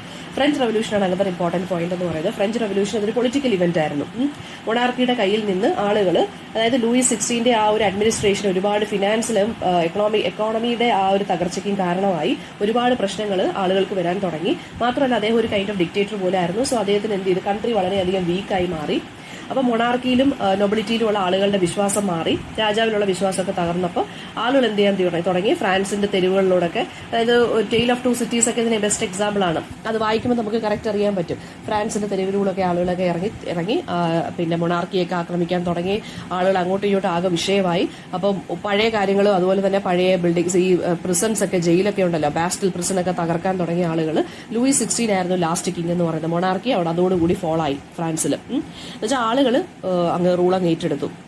അപ്പം എന്നുവെച്ചാൽ ഫേവറേറ്റസും ആയിരുന്നു ഫുള്ളായിട്ടും ഉണ്ടായിരുന്നു. അപ്പോൾ ഫ്രഞ്ച് റവല്യൂഷൻ ഹാപ്പൻ ചെയ്തു. ക്ലാസ് പ്രിവിലേജസ് എല്ലാം പോയി, അപ്പർ ക്ലാസ് ആ ഒരു ക്ലാസ് പ്രിവിലേജസ് എല്ലാം പോയി. ബാസ്റ്റിൽ പ്രിസൺ എല്ലാവരും ബ്രേക്ക് ചെയ്തിട്ട് പിന്നെ ആളുകളെ എല്ലാം ഒഴിപ്പിച്ചു. പെസൻസ് ഒക്കെ ഫാമേഴ്സ് ഒക്കെ ആയിരുന്നു ഇത് പിന്നെ എന്താണ് ലീഡ് ചെയ്തിരുന്നത്. പിന്നെ ഡിസിപ്ലിൻ ഒക്കെ ഡിസ്ട്രോയ് ചെയ്തിരുന്നു. ഫ്രഞ്ച് റവല്യൂഷൻ 3 വാച്ച് വേർഡ്സ് ഏതൊക്കെയാണ്? Liberty, equality, fraternity. ഈ ഒരു ഫ്രഞ്ച് റവല്യൂഷൻ ഇൻഫ്ലുവൻസ് യൂറോപ്പിലും ഇംഗ്ലണ്ടിലും ഒക്കെ വരാൻ തുടങ്ങി. ഓക്കെ, റവല്യൂഷൻ ഫസ്റ്റ് വെൽക്കം ചെയ്തിരുന്നു ബ്രിട്ടൻ. പക്ഷെ കുറച്ചുകൂടെ പൊളിറ്റിക്കൽ വയലൻസ് കൂടിയപ്പോൾ അവർ ഇതിനെതിരായി മാറി. പിന്നെ ബ്രിട്ടീഷ് ജാക്കോബിയൻസ് ആണ് ഇതിനെ സപ്പോർട്ട് ചെയ്തിരുന്നത്. പിന്നീട് ലൂയിസ് 16 1792 ആയപ്പോൾ ഓവർത്രോൺ ചെയ്തു. അദ്ദേഹത്തിനെ എക്സിക്യൂട്ട് ചെയ്തു കേട്ടോ. അത്രയധികം വയലൻസ് ആയിരുന്നു ഉണ്ടായിരുന്നത്. പിന്നെ നെക്സ്റ്റ് പേജ് നമ്പർ. അപ്പോൾ ഈ ഇൻഫ്ലുവൻസ് ഓഫ് ഫ്രഞ്ച് റവല്യൂഷൻ നമുക്ക് ഹിസ്റ്ററിയുടെ ആ ഒരു ഇംഗ്ലണ്ടിന്റെ ഹിസ്റ്ററിയിൽ നമുക്ക് കാണാൻ സാധിക്കും 18th സെഞ്ചുറിയിൽ. ആൻഡ് ദെൻ ഏറ്റവും ഇമ്പോർട്ടന്റ് ആയിട്ടുള്ള ആ സമയത്തെ ഒരു വർക്ക് എന്ന് പറയുന്നത് തോമസ് പെയിനിന്റെ റൈറ്റ്സ് ഓഫ് മാൻ ആയിരുന്നു കേട്ടോ. പിന്നെ ഫ്രഞ്ച് റവല്യൂഷൻ ഇൻഫ്ലുവൻസ് നമുക്ക് ഈ ഒരു വർക്കിനകത്ത് കാണാൻ സാധിക്കും. Page number 160 second paragraph. Romanticism എന്ന് പറയുന്നത് ഒരു മൂവ്മെന്റ് ആണ്. പൊളിറ്റിക്കൽ റവല്യൂഷൻ അമേരിക്കയിലും ഫ്രാൻസിലും ഒക്കെ അലയടിച്ചു. അതിന്റെ ഒരു പ്രോഡക്റ്റ് ആണ് റൊമാൻറ്റിസിസം എന്ന് പറയുന്നത്. പിന്നെ റൊമാൻറ്റിസിസം എന്ന് പറഞ്ഞ ഒരു ഇന്റലക്ച്വൽ ആയിട്ടുള്ളൊരു ഔട്ട്ലുക്ക് എന്ന് നമുക്ക് വേണമെന്നുണ്ടെങ്കിൽ പറയാം. എല്ലാ ഡിസിപ്ലിൻസിലും ഡിസ്കോഴ്സസിലും ഒരു മൂവ്മെന്റ്, ഒരു ചേഞ്ച് ഹാപ്പൻ ചെയ്തു. പിന്നെ ഇമാജിനേഷൻ ഇമ്പോർട്ടൻസ് കൊടുത്തു. ഈ പഴയ റൂൾസ് ആൻഡ് റെഗുലേഷൻസിനെതിരെയായിരുന്നു ഇവർ. പിന്നെന്താണ്, പാഷനും ബ്യൂട്ടിയും ആയിരുന്നു സെലിബ്രേറ്റ് ചെയ്തിരുന്നത് കേട്ടോ. അതുപോലെ തന്നെ ആർട്സിനെ നല്ല രീതിയിൽ പോപ്പുലറൈസ് ചെയ്തു. അപ്പർ ക്ലാസിന്റെ കയ്യിലുള്ളതല്ല, എല്ലാവർക്കും ആർട്സ് എന്ന് പറയുന്ന സംഭവം എല്ലാവരുടെയും കൈകളിലെത്തി. അങ്ങനെ റോയൽ അക്കാഡമി 1768 ഫോം ചെയ്തു. ആ റോയൽ അക്കാഡമിയുടെ ജോലി എന്ന് വെച്ചാൽ ആർട്ട് ക്ലാസ്സസും ഇതുപോലെ ആനുവൽ എക്സിബിഷൻ ഓഫ് പെയിന്റിങ്സും സ്കൾപ്ചേഴ്സും ഡ്രോയിങ്സും ഒക്കെ ഇവർ സപ്പോർട്ട് ചെയ്തു. പിന്നീട് ഷേക്സ്പിയറിന്റെ ഗാലറി ഒക്കെ ഉണ്ടായിരുന്നു കേട്ടോ ആ സമയത്ത് 1786 പിന്നെ റൂസോയുടെ പൊളിറ്റിക്കൽ ആൻഡ് ഫിലോസഫിക്കൽ തിയറീസ് ഒക്കെ വരാൻ തുടങ്ങി. റൂസോയുടെ റിബലിയസ് ഐഡിയാസ് ഒക്കെ വരാൻ തുടങ്ങി. പിന്നെ റിട്ടേൺ ടു നേച്ചറിലോട്ട് തിരികെ പോകുക, അതായിരുന്നു ഇദ്ദേഹത്തിന് ഇമ്പോർട്ടന്റ് ആയിട്ടുള്ള ഒരു കാര്യം എന്ന് പറയുന്നത്, കോൺസെപ്റ്റ് എന്ന് പറയുന്നത്. പിന്നെ അടുത്ത ഇമ്പോർട്ടന്റ് വർക്ക് എന്ന് പറയുന്നത് അടുത്ത ഇമ്പോർട്ടന്റ് പോയിന്റ് എന്ന് പറയുന്നത് ഇൻഡിവിജ്വൽസിനായിരുന്നു ഇമ്പോർട്ടൻസ് കൊടുത്തത്. പിന്നെ imagination, super natural, personal, spontaneous, emotional, ഇങ്ങനത്തുള്ള കാര്യങ്ങൾക്കൊക്കെയാണ് ഇമ്പോർട്ടൻസ് കൊടുത്തിരുന്നത്. റൊമാൻറ്റിക് റിവൈവൽ എന്ന് വെച്ച് കഴിഞ്ഞാൽ എന്താണ്? റൊമാൻറ്റിക് റിവൈവൽ എന്ന് വെച്ചാൽ പേജ് നമ്പർ 162 റിവൈവൽ എന്ന് വെച്ചാൽ ആർട്സിലും പെയിന്റിങ്ങിലും സ്കൾപ്ചറിലും പുതിയ രീതിയിലൊരു ഉണർവ് കൊണ്ടുവരിക, അതാണ് റിവൈവൽ എന്ന് പറയുന്നത്.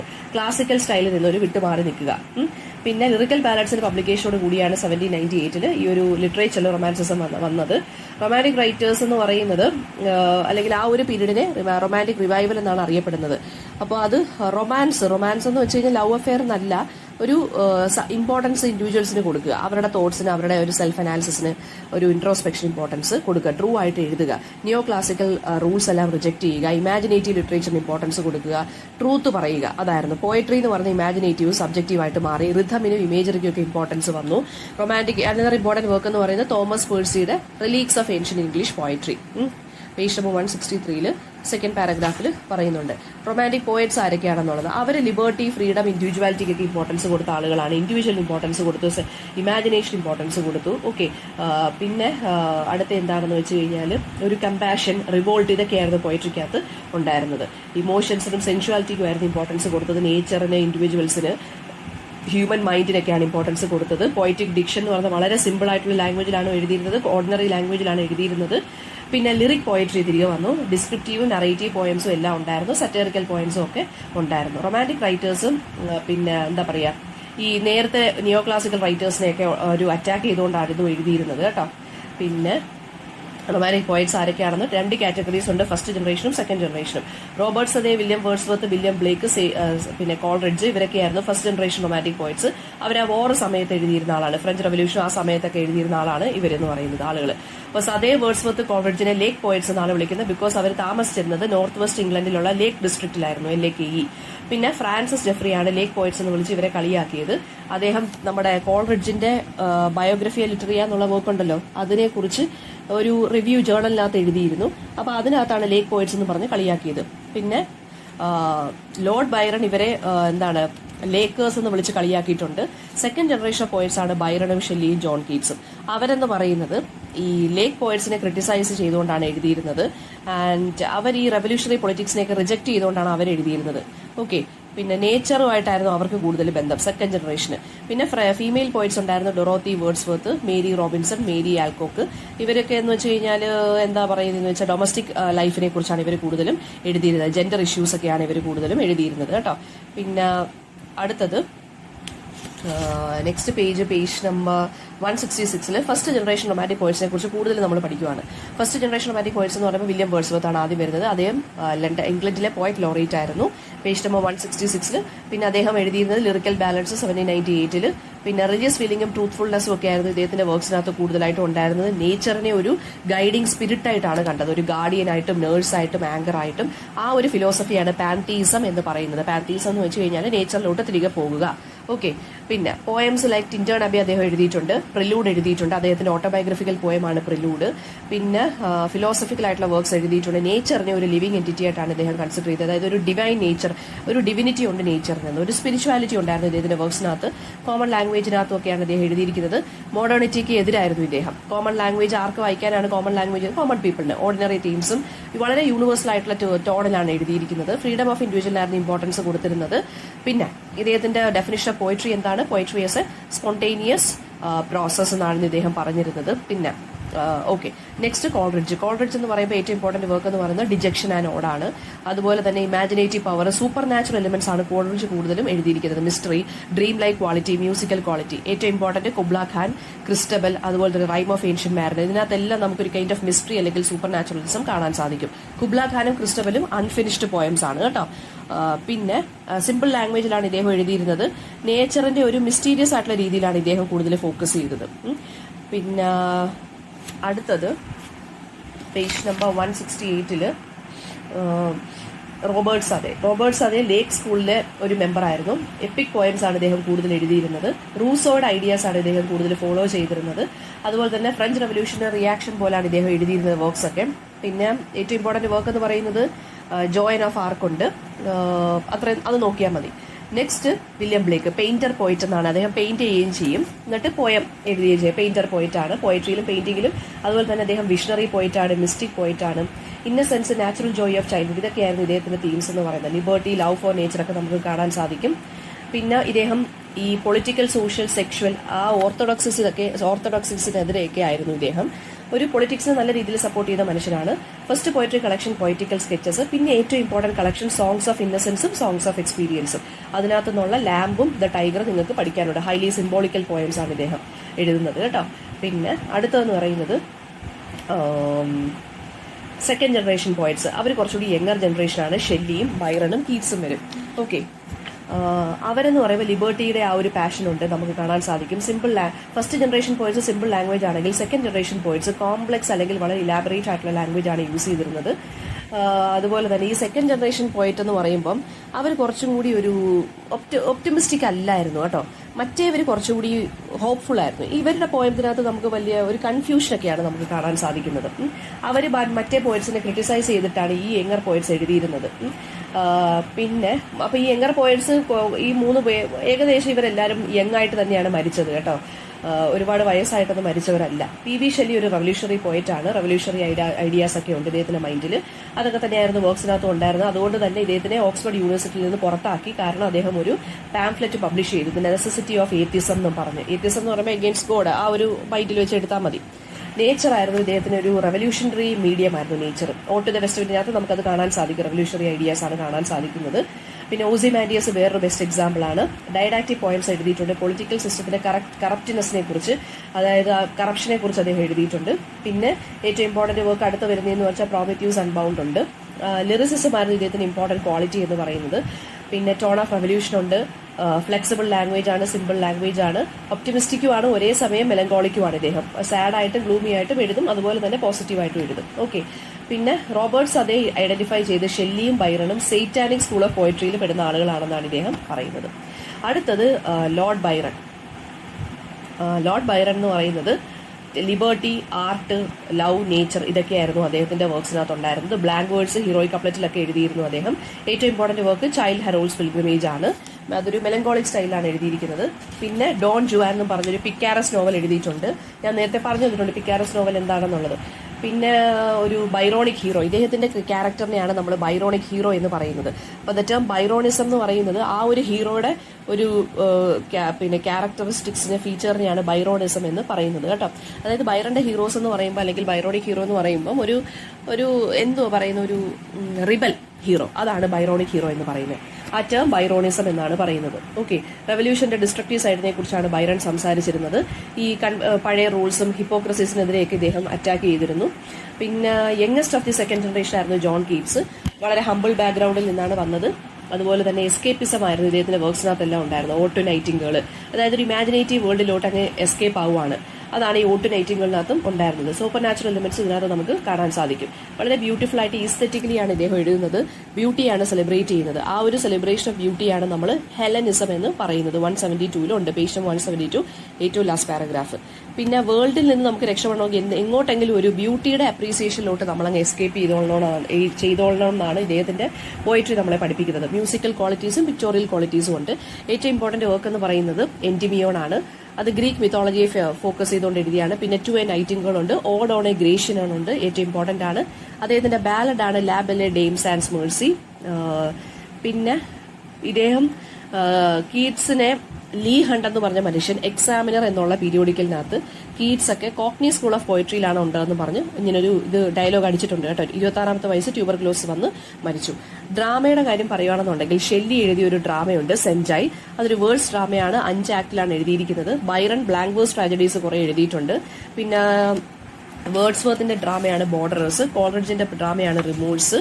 അതൊക്കെ നോക്കി വെക്കുക. പിന്നെ പ്രോസിന്റെ കാര്യം പറയാനാണെന്നുണ്ടെങ്കിൽ റെവല്യൂഷണറി സ്പിരിറ്റ് ആയിരുന്നു പ്രോസ് റിഫ്ലക്ട് ചെയ്തിരുന്നത്. നേച്ചർ ആയിരുന്നു കൂടുതലായിട്ടുള്ള കൺസേൺ എന്ന് പറയുന്നത്. പ്രോസിന്റെ കാര്യം പറയാനാണെന്നുണ്ടെങ്കിൽ ലിറിക്കൽ ബാലൻസ് 1798 പബ്ലിഷ് ചെയ്തിരുന്നു. വില്യം വേർഡ്സ്വർത്തും സാമുവൽ ടൈലർ കോൾറിഡ്ജും കൂടി. പിന്നെ രണ്ടുപേരുടെയും പോയിറ്റിക് തിയറീസ് നമുക്ക് അതിനകത്ത് കാണാൻ സാധിക്കും, എസ്പെഷ്യലി വേർഡ്സ്വർത്തിന്റെ. കോൾറിഡ്ജിന്റെ റൈം ഓഫ് ഏൻഷ്യന്റ് മാരിനർ വെച്ചിട്ടാണ് ഇത് സ്റ്റാർട്ട് ചെയ്യുന്നത്. തീരുന്നത് നമ്മുടെ ടിൻഡേൺ ആബി വെച്ചിട്ടാണ് തീരുന്നത് വേർഡ്സ്വർത്തിന്റെ. 19 പോയംസ് വേർഡ്സ്വർത്ത് എഴുതി. കോൾറിഡ്ജ് 4 ലോങ് പോയംസ് എഴുതി.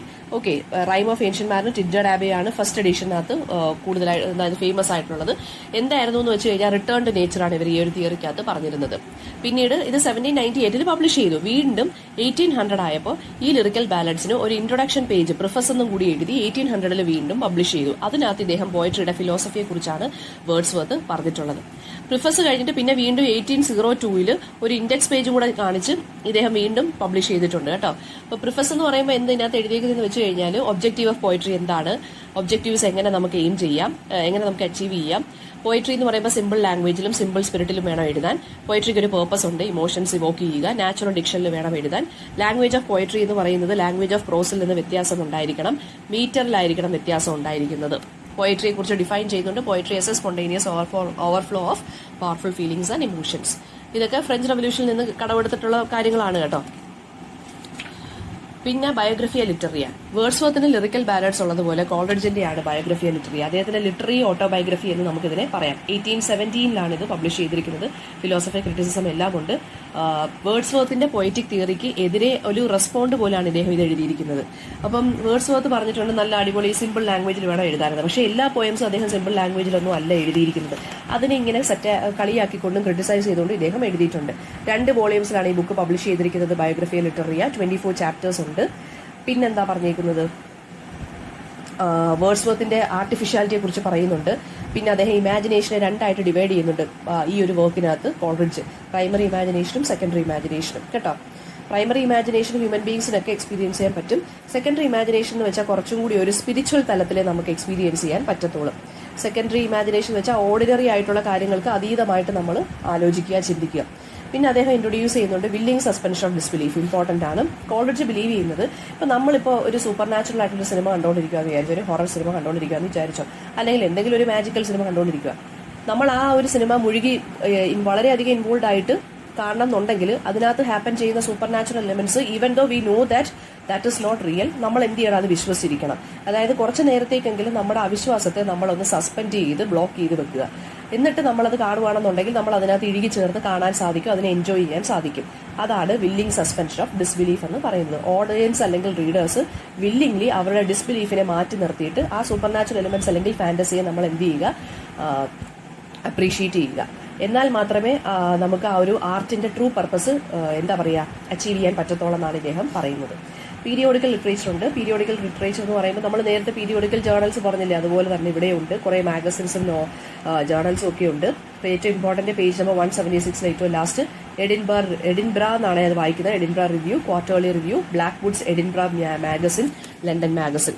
അത് ഒന്ന് ജസ്റ്റ് നോക്കി വെക്കുക. എഡിൻബ്ര റിവ്യൂ എന്ന് പറയുമ്പോൾ ബിഗ് പാർട്ടിക്ക് വേണ്ടിയുള്ളതാണ്, ഇന്റലക്ച്വൽ ഓഡിയൻസിന് വേണ്ടിയാണുള്ളത്. ഫ്രാൻസിസ് ജെഫ്രി ആയിരുന്നു അതിന്റെ എഡിറ്റർ എന്ന് പറയുന്നത്. ഫ്രഞ്ച് റവല്യൂഷനെയൊക്കെ നെസസറി ആണെന്ന് പറഞ്ഞാണ് അദ്ദേഹം എഴുതിയിരുന്നത്. പിന്നെ ലേക്ക് സ്കൂൾ ഓഫ് പോയിറ്റ്സിനെയും ആ കോക്നി സ്കൂൾ, സെയ്റ്റാനിക് സ്കൂൾ അതെല്ലാം ഇവിടെയും വരുന്നുണ്ട് കേട്ടോ. പിന്നെ അടുത്തത് പേഴ്സണൽ എസ്സേസിന്റെയാണ്. പേഴ്സണൽ എസ്സേ എന്ന് പറയുമ്പോൾ ചാൾസ് ലാംബ് ഒരു ഗ്രേറ്റ് എസ്സേയിസ്റ്റ് ആണ്. അദ്ദേഹത്തിന്റെ ഏറ്റവും important work essays of Elia എന്നുള്ളതാണ് അദ്ദേഹത്തിന്റെ പെൻ നെയിം എന്ന് പറയുന്നത്. പിന്നീട് another important work tales from ഷേക്സ്പിയറിനകത്ത് ഇദ്ദേഹത്തിന്റെ അനിയത്തിയുടെ കാര്യമൊക്കെ പറഞ്ഞിട്ടുണ്ട്. മേരി എന്നാണ് ഇദ്ദേഹത്തിന്റെ, മേരി ലാംബ് എന്നാണ് അനിയത്തിയുടെ പേര് കേട്ടോ.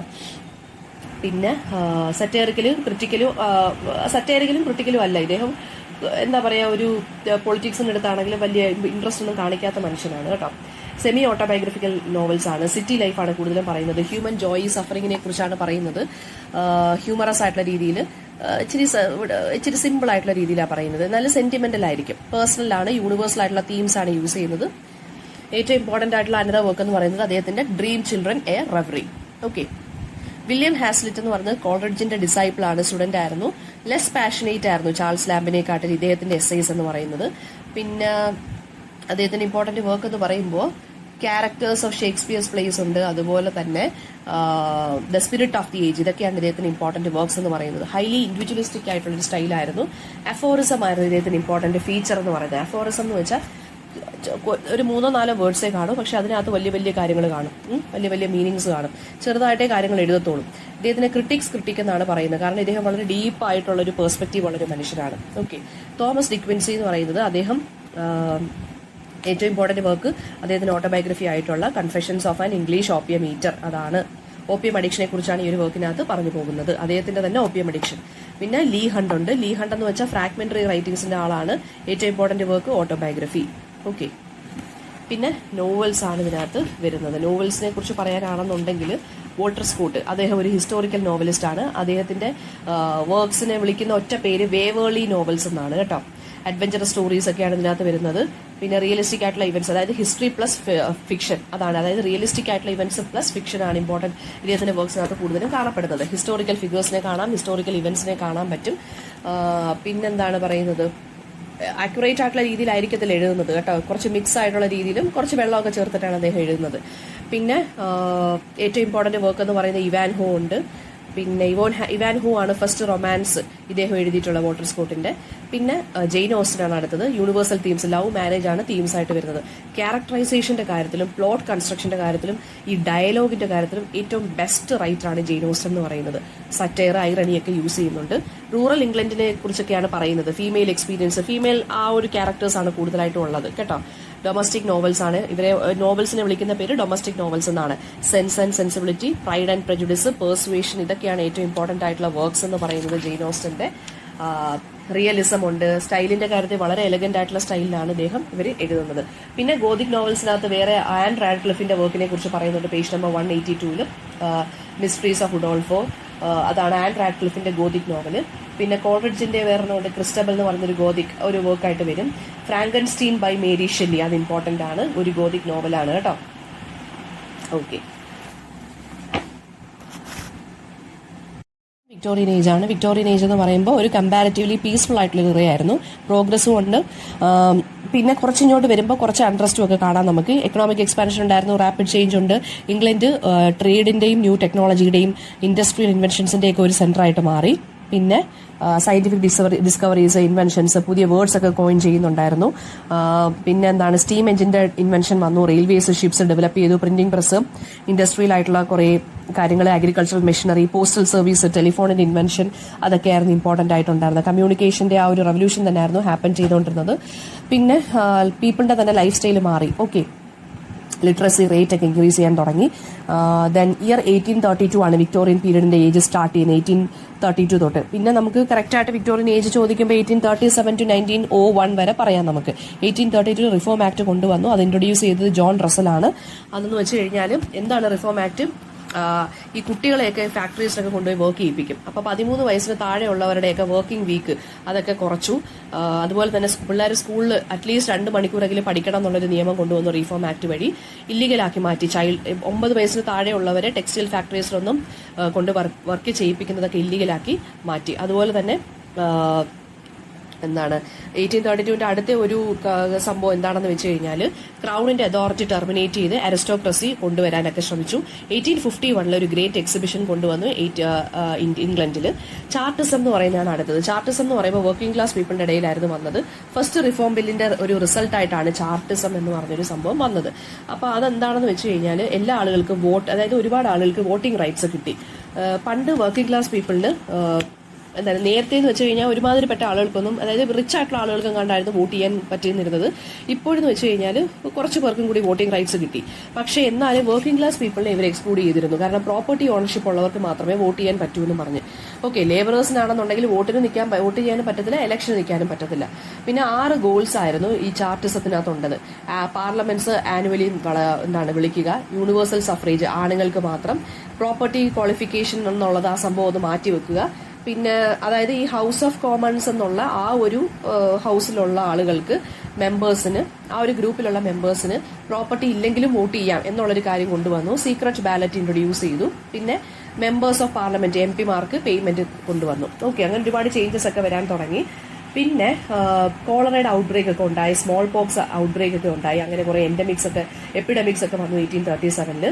പിന്നെ അലക്സാൻഡ്രീന വിക്ടോറിയ, ക്വീൻ വിക്ടോറിയ 1819 തൊട്ട് 1900 വരെ ഉണ്ടായിരുന്നു. പിന്നീട് ക്വീൻ വിക്ടോറിയ ബെഞ്ചമിൻ ഡിസ്രേലിയെ, അതായത് പ്രൈം മിനിസ്റ്റർ ആയിട്ട് ബെഞ്ചമിൻ ഡിസ്രേലി ആയിരുന്നു ഗ്രേറ്റ് ബ്രിട്ടന്റെ. അതായത് ക്യൂനും ഉണ്ട് ഇവർക്ക്, പ്രൈം മിനിസ്റ്ററും കാണും കേട്ടോ. ബെഞ്ചമിൻ ഡിസ്രേലി നോവലിസ്റ്റ് ആണ്, സ്റ്റേറ്റ്സ്മാൻ ആണ്. പിന്നെ യങ് ഇംഗ്ലണ്ട് മൂവ്മെന്റ് എന്ന് പറഞ്ഞ മൂവ്മെന്റ് ഇദ്ദേഹം സ്റ്റാർട്ട് ചെയ്തിരുന്നു. അതായത് വർക്കിംഗ് ക്ലാസ് പീപ്പിളിനെയൊക്കെ കൊണ്ട് ഇച്ചിരി ഒന്ന് എൻകറേജ് ചെയ്യാൻ വേണ്ടി ഒരു കൈൻഡ് ഓഫ് മൂവ്മെന്റ് ആയിരുന്നു. പിന്നെ ഈ സമയത്ത് തന്നെ ക്രീമിയൻ വാർ ഉണ്ടായിരുന്നു. ഒരുപാട് റീഫോം ആക്ട്സ് ഒക്കെ കൊണ്ടുവന്നു. സെക്കൻഡ് റീഫോം ബില്ല് 1867 പാസ് ചെയ്തു. അതായത് എല്ലാ മെയിൽ ഹൗസ് ഹോൾഡേഴ്സിനും 1 വർഷത്തേക്കുള്ള, അതായത് പിന്നെ റെസിഡൻഷ്യൽ ക്വാളിഫിക്കേഷൻ ഉള്ളവർക്ക് വോട്ട് ചെയ്യാം. 1 വർഷത്തേക്കെങ്കിലും ഒരു വീടുണ്ടെന്നുണ്ടെങ്കിൽ. ഓക്കെ, പിന്നെ അത് തന്നെ പിന്നെ എല്ലാ ഹൗസ് ഹോൾഡേഴ്സിനും ആക്കി മാറ്റി. അതായത് ലോഡ്ജിൽ താമസിക്കുന്ന ആളുകൾക്കും വാടകയ്ക്ക് താമസിക്കുന്ന ആളുകൾക്കും എല്ലാം പിന്നെ വോട്ടിംഗ് അവകാശം വരാൻ തുടങ്ങി. വർക്കിംഗ് ക്ലാസ് പീപ്പിളിനൊക്കെ സഫ്രേജ് കൊണ്ടുവന്നു, വോട്ടിംഗ് റൈറ്റ്സ് കൊണ്ടുവന്നു. നമ്പർ ഓഫ് വോട്ടേഴ്സ് അങ്ങനെ കൂടി. തേർഡ് റിഫോം ബില്ല് 1884 വന്നു. ഒരുപാട് ആളുകൾക്ക് വോട്ടിംഗ് റൈറ്റ്സ് വീണ്ടും കിട്ടി. അഗ്രികൾച്ചറൽ ലേബറേഴ്സിനും ഒക്കെ കിട്ടി വോട്ടിംഗ് റൈറ്റ്സ്. ഓക്കെ, പിന്നെ ഫ്രീ ട്രേഡും ഒക്കെ വരാൻ തുടങ്ങി, ട്രേഡ് യൂണിയൻസ് വരാൻ തുടങ്ങി. പിന്നെ എഡ്യൂക്കേഷൻ ആക്ട് 1870 കൊണ്ടുവന്നു. 3 കീവേഡ്സ് ഓഫ് വിക്ടോറിയൻ ഇറ എന്ന് പറയുന്ന പ്രോഗ്രസ്, എക്സ്പാൻഷൻ ആൻഡ് മൊബിലിറ്റി ആയിരുന്നു കേട്ടോ. ഒപ്റ്റിമിസ്റ്റിക് ആയിട്ടുള്ള കുറച്ച് ഒരു പീരീഡ് ആയിരുന്നു അത്. പിന്നെ ഡെമോക്രസിയിലോട്ടുള്ള ഒരു സ്റ്റഡി പ്രോഗ്രസ് ആയിരുന്നു. വിക്ടോറിയൻ കോംപ്രമൈസ് ഇമ്പോർട്ടന്റ് ആണ്. വിക്ടോറിയൻ ഏജ് എന്ന് പറയുന്ന ഒരു സ്ഥലത്ത് പീസ് ഉണ്ടെങ്കിലും കുറച്ച് സമയമായപ്പോഴത്തേക്ക്, കുറച്ച് കഴിഞ്ഞപ്പോഴത്തേക്ക് ഒരു കോംപ്ലക്സ് പീരീഡ് ആയിട്ട് മാറി. അതായത് പ്രോഗ്രസ്സും ഉണ്ട്, പോവേർട്ടിയും ഉണ്ട്. അത് രണ്ടും കോ എക്സിസ്റ്റ് ചെയ്യുമായിരുന്നു. അതായത് ഒരു ബാലൻസ് ഇല്ലായ്മ ഉണ്ടായിരുന്നു. അതായത് ഒരു സ്ഥലത്ത് പോവേർട്ടി ഉണ്ടെങ്കിൽ മറ്റു സ്ഥലത്ത് പ്രോഗ്രസ്, അങ്ങനെ ആയിരുന്നു. അപ്പം ഈ ഒരു കോൺട്രാസ്റ്റ് നമുക്ക് കാണാൻ സാധിച്ചു. ആ ഒരു ഇതിനെയാണ് നമ്മൾ വിക്ടോറിയൻ കോംപ്രമൈസ് എന്ന് വിളിക്കുന്നത്. അതായത് കുറച്ചു പേർക്ക് ദൈവത്തിൽ വിശ്വാസമുണ്ട്, കുറച്ചു പേർക്ക് ദൈവത്തിൽ വിശ്വാസമില്ല. അപ്പൊ ഈ ഒരു ബാലൻസിങ് ഉണ്ടല്ലോ, കുറച്ച് കാര്യങ്ങളൊക്കെ കോംപ്രമൈസ് ചെയ്യേണ്ടി വന്നു. അതിനെയാണ് നമ്മൾ, അതായത് കുറച്ച് പഴയ വാല്യൂസിനെയൊക്കെ വിക്ടോറിയൻ സൊസൈറ്റി കുറച്ചൊന്ന് കോംപ്രമൈസ് ചെയ്യേണ്ടി വന്നു. അതിനെയൊക്കെയാണ് വിക്ടോറിയൻ കോംപ്രമൈസ് എന്ന് പറഞ്ഞത്. അതാരാണ് കോയിൻ ചെയ്ത്? G.K. ചെസ്റ്റർട്ടൺ. അദ്ദേഹത്തിന്റെ വിക്ടോറിയൻ ഏജ് ലിറ്ററേച്ചർ എന്നുള്ള വർക്കിനകത്താണ് ഇതിനെക്കുറിച്ച് പറഞ്ഞത്. അതായത് ആ ഒരു ഡബിൾ സ്റ്റാൻഡേർഡ്നെസ്. ഇപ്പോൾ ലോവർ ക്ലാസ് വർക്കേഴ്സിനെ എക്സ്പ്ലോയിറ്റ് ചെയ്യും, എന്നിട്ട് അപ്പുറത്തും മറ്റേ വലിയ ആളുകൾ നല്ല രീതിയിൽ ലൈഫ് സ്റ്റൈൽ ജീവിക്കുകയും ചെയ്യും. ഓക്കെ, ഒരു കോംപ്രമൈസ് ആയിരുന്നു. അതാണ് വിക്ടോറിയൻ കോംപ്രമൈസ് എന്ന് പറഞ്ഞത്. 2 കാര്യങ്ങൾ ഡബിൾ സ്റ്റാൻഡേർഡ്നെസ് ഉണ്ടായിരുന്നു. പിന്നെ ചാൾസ് ഡാർവിന്റെ തിയറീസ്. ചാൾസ് ഡാർവിന്റെ തിയറി എന്താ പറഞ്ഞത്? നമ്മൾ കുരങ്ങനിൽ നിന്നാണ് എന്നൊക്കെയുള്ള കാര്യങ്ങൾ പറഞ്ഞു. ഓക്കെ, അപ്പൊ അത് ദൈവത്തിൽ നിന്നല്ല വന്നതെന്നൊക്കെ പറഞ്ഞപ്പോൾ ആളുകൾക്ക് ഭയങ്കര ഷോക്കായിട്ട് മാറി. പിന്നെ ഡൗട്ടും പെസിമിസവും ഫെയ്ത്തും ഒക്കെ അങ്ങോട്ടും ഇങ്ങോട്ടും എക്സിസ്റ്റ് ചെയ്യാൻ തുടങ്ങി. ഇപ്പൊ സ്പിരിറ്റ് ഓഫ് ഇൻക്വയറി ഉണ്ടായിരുന്നു, ക്രിറ്റിസിസം ഉണ്ടായിരുന്നു, റിലീജിയസ് ആയിട്ട് അൺസർട്ടനിറ്റി ഉണ്ടായിരുന്നു, സ്പിരിച്വൽ സ്ട്രഗിളും ഉണ്ടായിരുന്നു. അതാണ് വിക്ടോറിയൻ കോംപ്രമൈസ് എന്ന് പറയുന്നത് കേട്ടോ. പിന്നെ വിക്ടോറിയൻ ലിറ്ററേച്ചറിന്റെ കാര്യം പറയുകയാണെന്നുണ്ടെങ്കിൽ moral purpose, social justice, injustice, nostalgia, ഇതൊക്കെയായിരുന്നു കൺസേൺസ്. പോയട്രി, നോവലുമായിരുന്നു most important forms of Victorian literature എന്ന് പറയുന്നത്.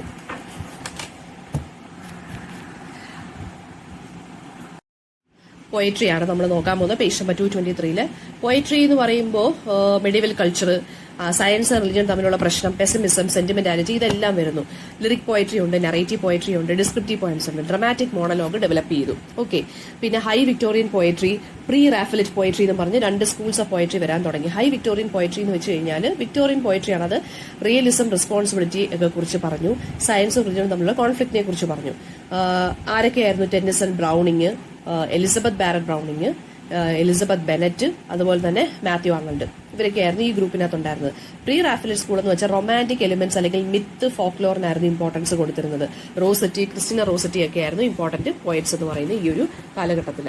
പിന്നെ ടെന്നിസനെ കുറിച്ച് നോക്കാം. ടെന്നിസൺ എന്ന് പറയുന്നത് റെപ്രസെന്റേറ്റീവ് പോയറ്റ് ആണ് വിക്ടോറിയൻ പീരീഡിലെ. പേഴ്സണൽ, അതായത് ഒരു കുറച്ച് പേഴ്സണൽ ആയിട്ടുള്ള രീതിയിലാണ് എഴുതുന്നത് അദ്ദേഹം. പേഴ്സണൽ ആയിട്ടുള്ള ഒരു ടോണാണ്. റൊമാൻറ്റിക് വ്യൂ ഓഫ് നേച്ചർ ഉണ്ട്, അതുപോലെ തന്നെ മെലങ്കോളിക് ആയിട്ടുള്ള ആ ഒരു ഒപ്റ്റിമിസവും നമുക്ക് കാണാൻ സാധിക്കുന്നുണ്ട്. ഡ്രമാറ്റിക് മോണലോഗ്സ് അദ്ദേഹത്തിന് യുളീസസ് ഏറ്റവും ഇമ്പോർട്ടന്റ് വർക്ക് എന്ന് പറയുന്നത്.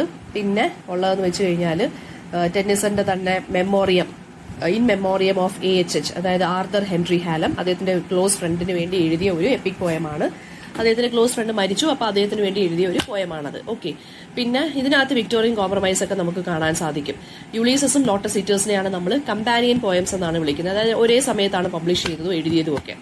പിന്നെ ഉള്ളതെന്ന് വെച്ച് കഴിഞ്ഞാൽ പിക്ടോറിയൽ ക്വാളിറ്റി ഉണ്ട്, സൊസൈറ്റിയെ കുറിച്ചുള്ള, സൊസൈറ്റിയുടെ അടുത്തുള്ള റെസ്പോൺസിബിലിറ്റിയെ കുറിച്ച് ഇദ്ദേഹം പറയുന്നുണ്ട്. ഇൻഡസ്ട്രിയൽ റെവല്യൂഷൻ, മോഡേണൈസേഷൻ, പോവർട്ടി, വാർ, സയൻസ് റിലിജൻ തമ്മിലുള്ള കോൺഫ്ലിക്റ്റ് എല്ലാം ഇതിനകത്ത് വരുന്നുണ്ട്. ഓക്കെ, അടുത്തത് റോബർട്ട് ബ്രൗണിംഗ് ആണ്. ഡ്രമാറ്റിക് മോണലോഗിനെ നല്ല രീതിയിൽ ഹൈറ്റിൽ എത്തിച്ചത് ആരാണ്? റോബർട്ട് ബ്രൗണിംഗ് ആണ്.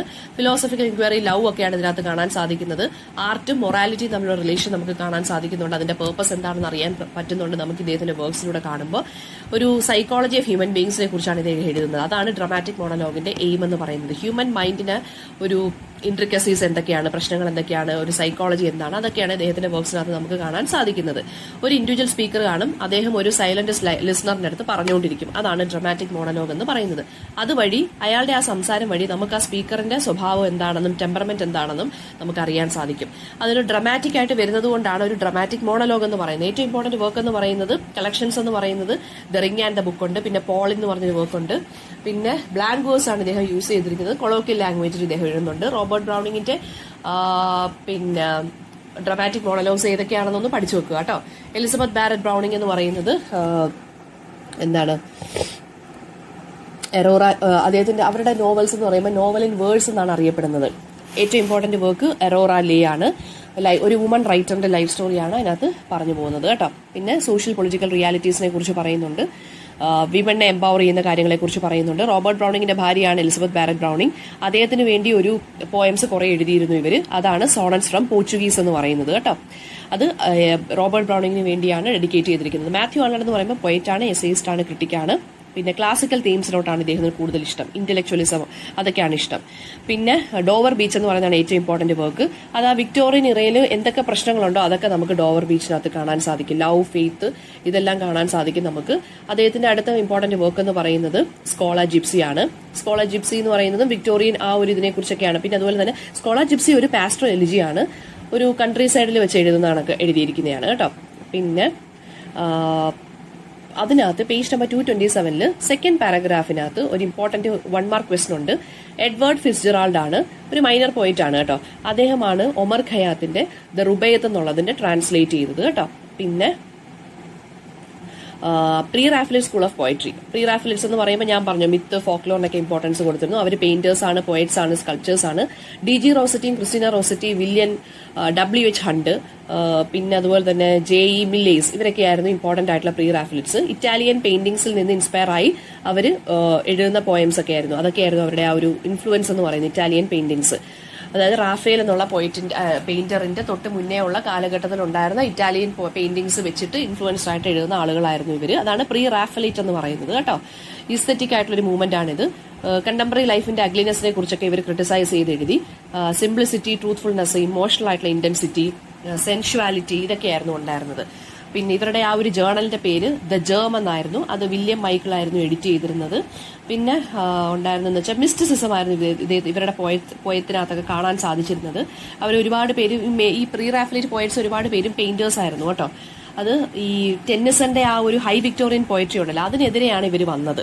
ഈ ട്രഡീഷനെ എപ്പോഴും ട്രഡീഷൻ ഫോളോ ചെയ്ത് എഴുതുക അതിനൊക്കെ എതിരെയാണ് ഇവർ വന്നത്. പിന്നെ ഇറോട്ടിസിസം ഭയങ്കരമായിട്ടുണ്ടായിരുന്നു. അതുപോലെ തന്നെ വളരെ സെൻഷ്യൽ ആയിട്ടുള്ള കാര്യങ്ങളാണ് എഴുതിയിരുന്നത്. അതുകൊണ്ട് തന്നെ ഇവരുടെ സ്കൂൾ ഓഫ് പോയട്രിയെ ഫ്ലഷ്ലി സ്കൂൾ ഓഫ് പോയട്രി എന്ന് വിളിച്ചിരുന്നു. ഡീറ്റെയിൽഡ് ആയിട്ട് ഡിസ്ക്രിപ്ഷൻസ് പറഞ്ഞിരുന്നു. വിഷ്വൽ ആണെങ്കിലും ഓഡിറ്ററി ആണെങ്കിലും മ്യൂസിക്കാലിറ്റി ഉണ്ടായിരുന്നു. അലിട്രേഷൻസ്, ഓണമെറ്റോപ്പിയ ഇതൊക്കെ ഇവരുടെ ഒരു വർക്കിനകത്ത് കണ്ടിരുന്നു. ഏറ്റവും ഇമ്പോർട്ടന്റ് വർക്ക് DG റോസറ്റിയുടെ ദ ബ്ലെസ്ഡ് ഡാമോസലാണ്. ഓക്കെ. പിന്നെ പ്രോസിന്റെ കാര്യം പറയുകയാണെന്നുണ്ടെങ്കിൽ നോവലാണ് ഫ്ലറിഷ് ചെയ്തിരുന്നത്. ഫിക്ഷൻ, അപ്പൊ ഫിക്ഷൻ അല്ലെങ്കിൽ നോവൽ എന്ന് പറയുന്നത് ഏറ്റവും ഇമ്പോർട്ടന്റ് ആയിട്ടുള്ള ഒരു പോപ്പുലർ ലിറ്റററി ഫോം ആയിരുന്നു. മിഡിൽ ക്ലാസ് ഗ്രോത്ത് ആയപ്പോഴത്തേക്കും നോവൽസ് ഇമ്പോർട്ടന്റ്, ഞാൻ നേരത്തെ പറഞ്ഞില്ല, പോപ്പുലറൈസ് ആയിട്ട് മാറി. സീരീസ് ആയിട്ട് പീരിയോഡിക്കൽസിലൊക്കെ നോവൽസ് ഇറങ്ങിയിരുന്നു, അതായത് പാർട്ട് ബൈ പാർട്ടായിട്ട്. പിന്നെ അത് വർക്കിംഗ് ക്ലാസിന്റെയും മിഡിൽ ക്ലാസിന്റെ ഇടയിലായിരുന്നു ഇത് കൂടുതൽ ഫ്ലറിഷ് ചെയ്തത്. ഏർലി വിക്ടോറിയൻ നോവൽസും ഉണ്ട്, ലേറ്റ് വിക്ടോറിയൻ നോവലിസ്റ്റും ഉണ്ട്, വിമൻ നോവലിസ്റ്റും ഉണ്ടായിരുന്നു കേട്ടോ. ഏർലി വിക്ടോറിയൻ നോവലിസ്റ്റ് എന്ന് പറയുമ്പോൾ Charles Dickens, Thackeray, Benjamin Disraeli ഉണ്ട്, വിൽക്കി കോളിൻസ്, ചാൾസ് കിങ്സ്ലി എന്നിവരൊക്കെയായിരുന്നു ഉണ്ടായിരുന്നത്. ചാൾസ് ഡിക്കൻസ് എന്ന് പറയുന്നത് സോഷ്യൽ ലൈഫിനെ കുറിച്ച് അല്ലെങ്കിൽ സൊസൈറ്റിയെ കുറിച്ചാണ് എഴുതുന്നത്. സോഷ്യൽ ക്രിട്ടീക്കാണ്, കോമഡി, സർക്കാസം, ഐറണി എല്ലാം ഉണ്ട്. ഹ്യൂമൻ ലൈഫിനെ കുറിച്ചാണ് എഴുതുന്നത്. ഓക്കെ. ഇദ്ദേഹത്തിന്റെ നിക്കോളാസ് നിക്കിൾബൈ എന്നുള്ള വർക്കിനകത്ത് ഷേക്സ്പിയറിനെ നമുക്ക് കാണാൻ സാധിക്കുന്നുണ്ട്. ഫാന്റസി റിയലിസം ആണുള്ളത്. ഡിസ്ക്രിപ്റ്റീവ് നോവൽസ് ആണ് എഴുതുന്നത്. ചൈൽഡ് ലേബറിനെതിരെയൊക്കെ ഇദ്ദേഹം എഴുതിയിട്ടുണ്ട്. ഒലിവർ ട്വിസ്റ്റ് എന്ന് പറയുന്നത്, ഹാർഡ് ടൈംസ് എന്ന് പറയുന്നതും ഇൻഡസ്ട്രിയലൈസേഷന്റെ ഈവിൾ ഇഫക്റ്റിനെ കുറിച്ചാണ് പറയുന്നത്. ഓട്ടോബയോഗ്രഫിക്കൽ നോവൽ എന്നറിയപ്പെടുന്നത് ഡേവിഡ് കോപ്പർഫീൽഡ്. താക്കറെ എന്ന് പറയുമ്പോൾ റിയലിസ്റ്റിക് സ്കൂൾ ഓഫ് നോവൽസ് ആണ്. അദ്ദേഹം കൽക്കട്ടയിലാണ് കേട്ടോ ജനിച്ചത്. പിന്നെ അദ്ദേഹത്തിനെ കുറിച്ച് പറയാനാണെന്നുണ്ടെങ്കിൽ ഹിസ്റ്റോറിക്കൽ റൊമാൻസിന്റെ ആളാണ് ഇദ്ദേഹം. ട്രൂ ടു ലൈഫ് ക്യാരക്ടേഴ്സ് ആണുള്ളത്. പിന്നെ എന്താ പറയാ, കുറച്ച് മെലോ ഡ്രാമാറ്റിക് ആണ്. ഏറ്റവും ഇമ്പോർട്ടന്റ് വർക്ക് വാനിറ്റി ഫെയർ ആണ്. താക്കറെ ഈ ചാൾസ് ഡിക്കൻസിന്റെ സ്റ്റൈലാണ് കൂടുതലും ഫോക്കസ് ചെയ്തിരുന്നത്. ഹെൻറി ഫീൽഡിങ്ങും സാമുവൽ ജോൺസണും ഇദ്ദേഹത്തിനെ ഇൻഫ്ലുവൻസ് ചെയ്തിരുന്നു. ഹ്യൂമൻ കൈൻഡിനെ കുറിച്ചുള്ള ഒരു പഠനമായിരുന്നു. ഹിസ്റ്റോറിക്കൽ നോവൽ ഇദ്ദേഹത്തിന്റെ എന്ന് വെച്ചാൽ the history of Henry Esmond. Okay. അടുത്തത് ചാൾസ് കിങ്സ്ലി. ഏറ്റവും ഇമ്പോർട്ടന്റ് വർക്ക് വെസ്റ്റ്വേർഡ് ഹോ ആണ്. പിന്നീട് ബെഞ്ചമിൻ ഡിസ്രേലി, നമ്മുടെ പ്രൈം മിനിസ്റ്റർ, അദ്ദേഹം കുറെ ഒരു പൊളിറ്റിക്കൽ നോവൽസിന്റെ തന്നെ 3 പാർട്ട് ഇറക്കിയിട്ടുണ്ട് കേട്ടോ. പിന്നെ ആന്റണി ട്രുലോപ്പോ അനദർ നോവലിസ്റ്റ് ആയിരുന്നു. പിന്നെ ലേറ്റ് വിക്ടോറിയൻ നോവലിസ്റ്റ് ആണ് ജോർജ് മെറഡിത്തും സ്റ്റീവൻസണും തോമസ് ഹാഡിയും. അവരെ വിളിക്കുന്നത് ലാസ്റ്റ് ട്വൈലൈറ്റ് ഗ്ലോ ഓഫ് വിക്ടോറിയനിസം എന്നായിരുന്നു. അപ്പൊ ജോർജ് മെറഡിത്ത് ഒരു grand old man of British literature എന്ന് വിളിക്കാം. ജർമ്മൻ ലിറ്ററേച്ചർ ആയിരുന്നു ഇദ്ദേഹത്തിനെ കൂടുതൽ ഇൻഫ്ലുവൻസ് ചെയ്തിരുന്നത്. പിന്നെന്താണ്, ഇവാൻ ഹാരിക്ടൺ എന്നുള്ളതാണ് ബെസ്റ്റ് നോവൽ ഇദ്ദേഹത്തിന്റെ.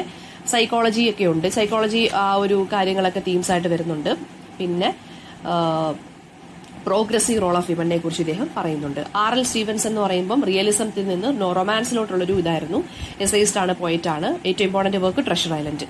ഓക്കെ. പിന്നെ സിമ്പിൾ ലാംഗ്വേജിലാണ് എഴുതുന്നത്. സിംബോളിസം, ഇമേജറി, സൗണ്ട് ഡിവൈസസ് ഒരുപാട് യൂസ് ചെയ്തിട്ടുണ്ട്. മെറ്റഫേഴ്സ് എഴുതിയിട്ടുണ്ട്. റിയൽ ലൈഫ് എക്സ്പീരിയൻസസ് ഒക്കെയാണ് ഉള്ളത്.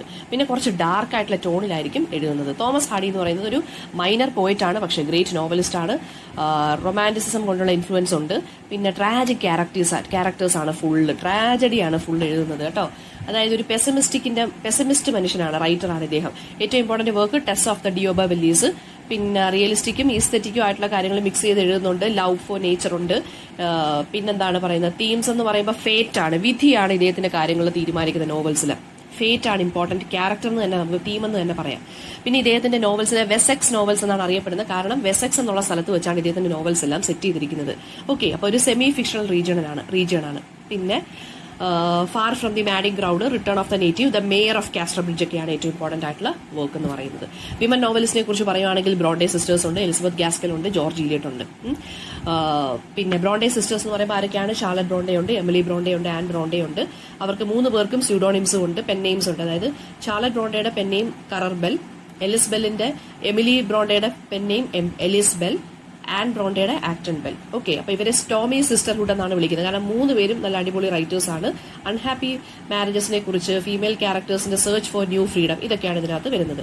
ഷാർലറ്റ് ബ്രോണ്ടയുടെ ഏറ്റവും ഇമ്പോർട്ടന്റ് വർക്ക് ജെയിൻ എയർ ആണ്. പിന്നെ ജെയിൻ എയർ എന്ന് പറഞ്ഞൊരു ഫീമെയിൽ ബിൽഡങ്സ് റോമൻ ആണ്. ഫീമെയിൽ ബിൽഡങ്സ് റോമൻ എന്ന് വെച്ചാൽ ഒരാളുടെ ചൈൽഡ്ഹുഡ് തൊട്ട് അഡൾട്ട് ആവുന്ന വരെയുള്ള കാലഘട്ടത്തിനെ കുറിച്ച് പറയുന്നതാണ് ബിൽഡങ്സ് റോമൻ എന്ന് പറയുന്നത്. ഒരു നോവൽ ഓഫ് ഡെവലപ്മെന്റ് എന്നാണ് വിളിക്കുന്നത്. ലവ്, മിസ്റ്ററി, പാഷൻ എല്ലാം കാണാൻ സാധിക്കുന്നുണ്ട്. ഫസ്റ്റ് പേഴ്സൺ നറേറ്റീവ് ആണുള്ളതിനകത്ത്. പിന്നെ ഷാർലറ്റ് ബ്രോണ്ടയുടെ അടുത്ത വർക്ക് പ്രൊഫസറാണ്. എമിലി ബ്രോണ്ടയുടെ ഏറ്റവും ഇമ്പോർട്ടന്റ് വർക്ക് വുതറിംഗ് ഹൈറ്റ്സ് ആണ്. നമ്മളെല്ലാം വായിച്ചിട്ടുള്ളതായിരിക്കും, നിങ്ങളൊക്കെ സിനിമയെങ്കിലും കണ്ടിട്ടുണ്ടായിരിക്കും. അതൊരു പിന്നെ നോവൽ എന്ന് പറഞ്ഞാൽ സൈക്ലിക് ആയിട്ടുള്ള നേച്ചറിലാണ്. Violence, love, destruction, intense suffering ഒക്കെ ഉള്ളത്. ആൻ ബ്രോണ്ടിന്റെ വർക്ക് എന്ന് പറയുന്നത് the tenant of Wildfell Hall ആണ്. റോള്ളി നോവലാണ് കേട്ടോ. പിന്നെ ആൽക്കഹോളിസത്തിനെ കുറിച്ചൊക്കെയാണ് ഇവർ ഇതിനകത്ത് എഴുതിയിട്ടുള്ളത്. മേരി ആൻ ഇവാൻസ് അഥവാ ജോർജ് ഇലിയറ്റ്, അവരുടെ പെന്നേമാണ് ജോർജ് ഇലിയറ്റ്. മേരി ആൻ ഇവാൻസിന്റെ പെന്നേമാണ് ജോർജ് ഇലിയറ്റ്. മെയിൽ സീറോഡും വെച്ചിട്ടാണ് എഴുതിയിട്ടുള്ളത്. ഏറ്റവും important work Middlemarch, the mill on the Floss. Novels എന്ന് പറയുമ്പോൾ ചൈൽഡ്ഹുഡിനെ കുറിച്ചൊക്കെയാണ് എഴുതുക. അവരുടെ നോവൽസ് നമ്മുടെ തോമസ് ഹാർഡി വെസെക്സ് വെച്ച് എഴുതിയതുപോലെ ഇവരുടെ നോവൽസ് വോർവിക്ക്ഷയർ എന്നുള്ള സ്ഥലത്ത് വെച്ചിട്ടാണ് സെറ്റ് ചെയ്തിരിക്കുന്നത് കേട്ടോ. പിന്നെ ഫീമെയിൽ ക്യാരക്ടേഴ്സ് ആണ് കൂടുതലും ഉള്ളത്. സുപ്പീരിയർ ക്യാരക്ടേഴ്സ് ആണ് ഫീമെയിൽ ക്യാരക്ടേഴ്സ് അല്ല. ഒരു സോഷ്യൽ റിയലിസം നമുക്ക് കാണാൻ സാധിക്കും. അടുത്തത് എലിസബത്ത് ഗാസ്കൽ, അവരൊരു ബയോഗ്രഫറാണ്. എസ്പെഷ്യലി ഷാർലറ്റ് ബ്രോണ്ടയുടെ ബയോഗ്രഫറാണ് ഇവർ, എലിസബത്ത് ഗാസ്കൽ. മോറൽ ടോണിലൊക്കെയാണ് എഴുതിയിരിക്കുന്നത്. സിമ്പിൾ ഡൊമസ്റ്റിക് ലൈഫിനെ കുറിച്ചൊക്കെ പറഞ്ഞു പോയിട്ടുണ്ട്. ജെന്റിൽ ഹ്യൂമർ, പിന്നെ വീക്ക് പ്ലോട്ട് ആയിരിക്കും അവരുടേത് കേട്ടോ. അതാണ് ഡ്രോബാക്സ് എന്ന് പറയുന്നത്. ഷോർട്ട് സ്റ്റോറീസ് ആണ് കൂടുതലും എഴുതിയിരുന്നത്. സിമ്പിൾ ലാംഗ്വേജ്, ക്ലിയർ ലാംഗ്വേജിലാണ് എഴുതിയിരുന്നത്. ഓക്കെ, അടുത്ത 2 മൂവ്മെന്റ്സ് ആണ് ഞാൻ പറയാൻ പോകുന്നത്. മൂവ്മെന്റ്സ് എന്ന് പറയുമ്പോൾ ഓക്സ്ഫോർഡ് മൂവ്മെന്റ് എന്ന് പറയുന്നത് ഒരു എന്താ പറയുക, കാത്തലിക് ചേർച്ചിന്റെ ഒരു മൂവ്മെന്റ് ടുവേർഡ്സ് കാത്തലിക് ചേർച്ച് എന്ന് പറയാം. പിന്നെ ഒരു സ്മോൾ മൂവ്മെന്റ് ആണ്, പക്ഷെ വളരെ ഇമ്പോർട്ടന്റ് ആയിട്ടുള്ള ഒരു മൂവ്മെന്റ് ആണിത്. അതായത് ഈ ചർച്ച് ഓഫ് ഇംഗ്ലണ്ടിനും സ്റ്റേറ്റും തമ്മിൽ ഒന്ന് സെപ്പറേറ്റ് ചെയ്യുക, ഇതായിരുന്നു ഇവരുടെ ഒരു ലക്ഷ്യം എന്ന് പറയുന്നത്. ഒരു ഇന്റലക്ച്വൽ മൂവ്മെന്റ്, ഒരു കൈൻഡ് ഓഫ് ഇന്റലക്ച്വൽ മൂവ്മെന്റ് ആണ് കേട്ടോ. പിന്നെ ഓക്സ്ഫോർഡ് എന്ന് പറയുന്നത് ആ കൺട്രിയുടെ തന്നെ ഒരു റിലീജിയസ് അല്ലെങ്കിൽ ഇന്റലക്ച്വൽ സെന്റർ ആണ്. അപ്പൊ അതുകൊണ്ടാണ് അതിനെ ഓക്സ്ഫോർഡ് മൂവ്മെന്റ് എന്ന് തന്നെ വിളിച്ചത്. ട്രാക്ടേറിയൻ മൂവ്മെന്റ് എന്ന് വിളിക്കുന്നുണ്ട്. കാരണം പിന്നെന്താണ് പറയുന്നതെന്ന് വെച്ച് കഴിഞ്ഞാൽ ഒരുപാട് റൈറ്റേഴ്സ് ഈ മൂവ്മെന്റുമായിട്ട് അസോസിയേറ്റഡ് ആയിട്ടുള്ളവരുണ്ട്. ഏറ്റവും ഇമ്പോർട്ടന്റ് റൈറ്റേഴ്സ് എന്ന് പറയുന്നത് അല്ലെങ്കിൽ വർക്ക്സ് എന്ന് പറയുന്നത് റൈറ്റേഴ്സ് എന്ന് പറയുന്നത് ജോൺ കെബിൾ ഉണ്ട്, കാർഡിനൽ ന്യൂമൻ ഉണ്ട്. ഇവരൊക്കെയാണ് ഓക്സ്ഫോർഡ് മൂവ്മെന്റ് തുടങ്ങി വെച്ചത് കേട്ടോ. ജോൺ ഹെൻറി ന്യൂമൻ അല്ലെങ്കിൽ കാർഡിനൽ ന്യൂമൻ. ഇദ്ദേഹത്തിന്റെ വർക്ക് എന്ന് പറയുന്നത് അപ്പോളജിയ പ്രോ വിക്ടാസുവ, അദ്ദേഹത്തിന്റെ സ്പിരിച്വൽ ഓട്ടോബയോഗ്രഫിയാണത്. പേജ് നമ്പർ 236 കൊടുത്തിട്ടുണ്ട്. തോമസ് കാർലൈൽ എന്ന് പറയുന്നത് അദ്ദേഹത്തിന്റെ ഏറ്റവും ഇമ്പോർട്ടന്റ് വർക്ക് എന്ന് പറഞ്ഞാൽ അദ്ദേഹം ഹിസ്റ്റോറിയൻ ആണ്, എസേയിസ്റ്റ് ആണ്. ഫ്രഞ്ച് റവല്യൂഷൻ നമുക്ക് കാണാൻ സാധിക്കും അതിന്റെ ഇൻഫ്ലുവൻസ്. ഏറ്റവും important work on heroes, hero worship. പിന്നെ ഡീപ്ലി റിലീജിയസ് ആയിട്ടുള്ള ഒരു മനുഷ്യനാണ് തോമസ് കാർലൈൽ. മാത്യു ആർണൾഡ് എന്ന് പറയുന്നത് റൈറ്റിംഗ് കരിയർ കംപ്ലീറ്റ് ആയിട്ടും മിക്കവാറുള്ള റൈറ്റിംഗ് കരിയർ ഫസ്റ്റ് ഹാഫ് എന്ന് പറഞ്ഞാൽ പോയട്രിക്ക് വേണ്ടിയായിരുന്നു. പിന്നീട് പ്രോസിനും ഒക്കെ ആയിരുന്നു ഇദ്ദേഹം യൂസ് ചെയ്തിരുന്നത്. പിന്നെ പ്രോസ് റൈറ്ററാണ്. പ്രിഫസ് എന്ന് പറഞ്ഞാൽ 1853 ഒരു ഇത് പബ്ലിഷ് ചെയ്തിട്ടുണ്ട്. പിന്നെ എന്താണ് പറഞ്ഞേക്കുന്നത്, ക്ലാസിക്കൽ പോയട്രിക്ക് സപ്പോർട്ട് ചെയ്തുകൊണ്ടാണ് എഴുതിയിരിക്കുന്നത് കേട്ടോ. ക്ലാസിസിനെ സപ്പോർട്ട് ചെയ്ത് ഗ്ലോറിഫൈ ചെയ്താണ് എഴുതിയിരിക്കുന്നത്. റൊമാൻസിസ് അല്ലെങ്കിൽ റൊമാൻറ്റിക് പോയട്രിക്ക് എതിരെയാണ് ഇദ്ദേഹം എഴുതിയിട്ടുള്ളത്. കൾച്ചർ ആൻഡ് ആനർക്കി എന്ന് പറഞ്ഞ കളക്ഷൻ ഓഫ് എസ്സേസ് എഴുതിയിട്ടുണ്ട്. പിന്നെ അദ്ദേഹത്തിന്റെ വർക്ക് എന്ന് പറയുന്നത് പിന്നെ യൂണിവേഴ്സൽ ആയിട്ടുള്ള കാര്യങ്ങളാണ് അദ്ദേഹം എഴുതി പോകുന്നത്. ഗ്രാൻഡ് റൈറ്റിംഗ് സ്റ്റൈലാണ്, വളരെ ഹൈ സ്റ്റൈലാണ് എഴുതുന്നത്. ഫിഗറേറ്റീവ് ലാംഗ്വേജ് ഒരുപാട് യൂസ് ചെയ്യും. പിന്നെ അടുത്തുള്ളതെന്ന് വെച്ചാൽ ജോൺ റസ്കിനാണ്. ജോൺ റസ്കിൻ ഒരു മോറലിസ്റ്റ് ആണ്. പിന്നെ എന്താ പറയാ, അൺ ടു ദിസ് ലാസ്റ്റ് എന്നുള്ളതാണ് ഇദ്ദേഹത്തിന്റെ ഏറ്റവും ഇമ്പോർട്ടന്റ് വർക്ക് എന്ന് പറയുന്നത് കേട്ടോ. പിന്നെ ജോൺ സ്റ്റുവർട്ട് മിൽ, അദ്ദേഹം എന്ന് പറയുന്നത് ലിബർട്ടി, ലോജിക്ക് ഇതിനൊക്കെ ഇമ്പോർട്ടൻസ് കൊടുത്തിരുന്ന മനുഷ്യനാണ്. JS മില്ലിന്റെ ഏറ്റവും ഇമ്പോർട്ടന്റ് വർക്ക് എന്ന് പറയുന്നത് യൂട്ടിലിറ്റേറിയനിസം. പിന്നെ തോമസ് മെക്കോളെ ഉണ്ട്. ഏറ്റവും important work history of England ആണ്. ചാൾസ് ഡാർവിന്റെ അടുത്ത work on the origin of species, അത് ഇമ്പോർട്ടന്റ് ആണ്. അതിന്റെ വർഷം പഠിച്ചു വെച്ചേക്കണം, 1859. ഇത്രയും കാര്യങ്ങളാണ് വിക്ടോറിയൻ ഏജിനകത്തുള്ളത്.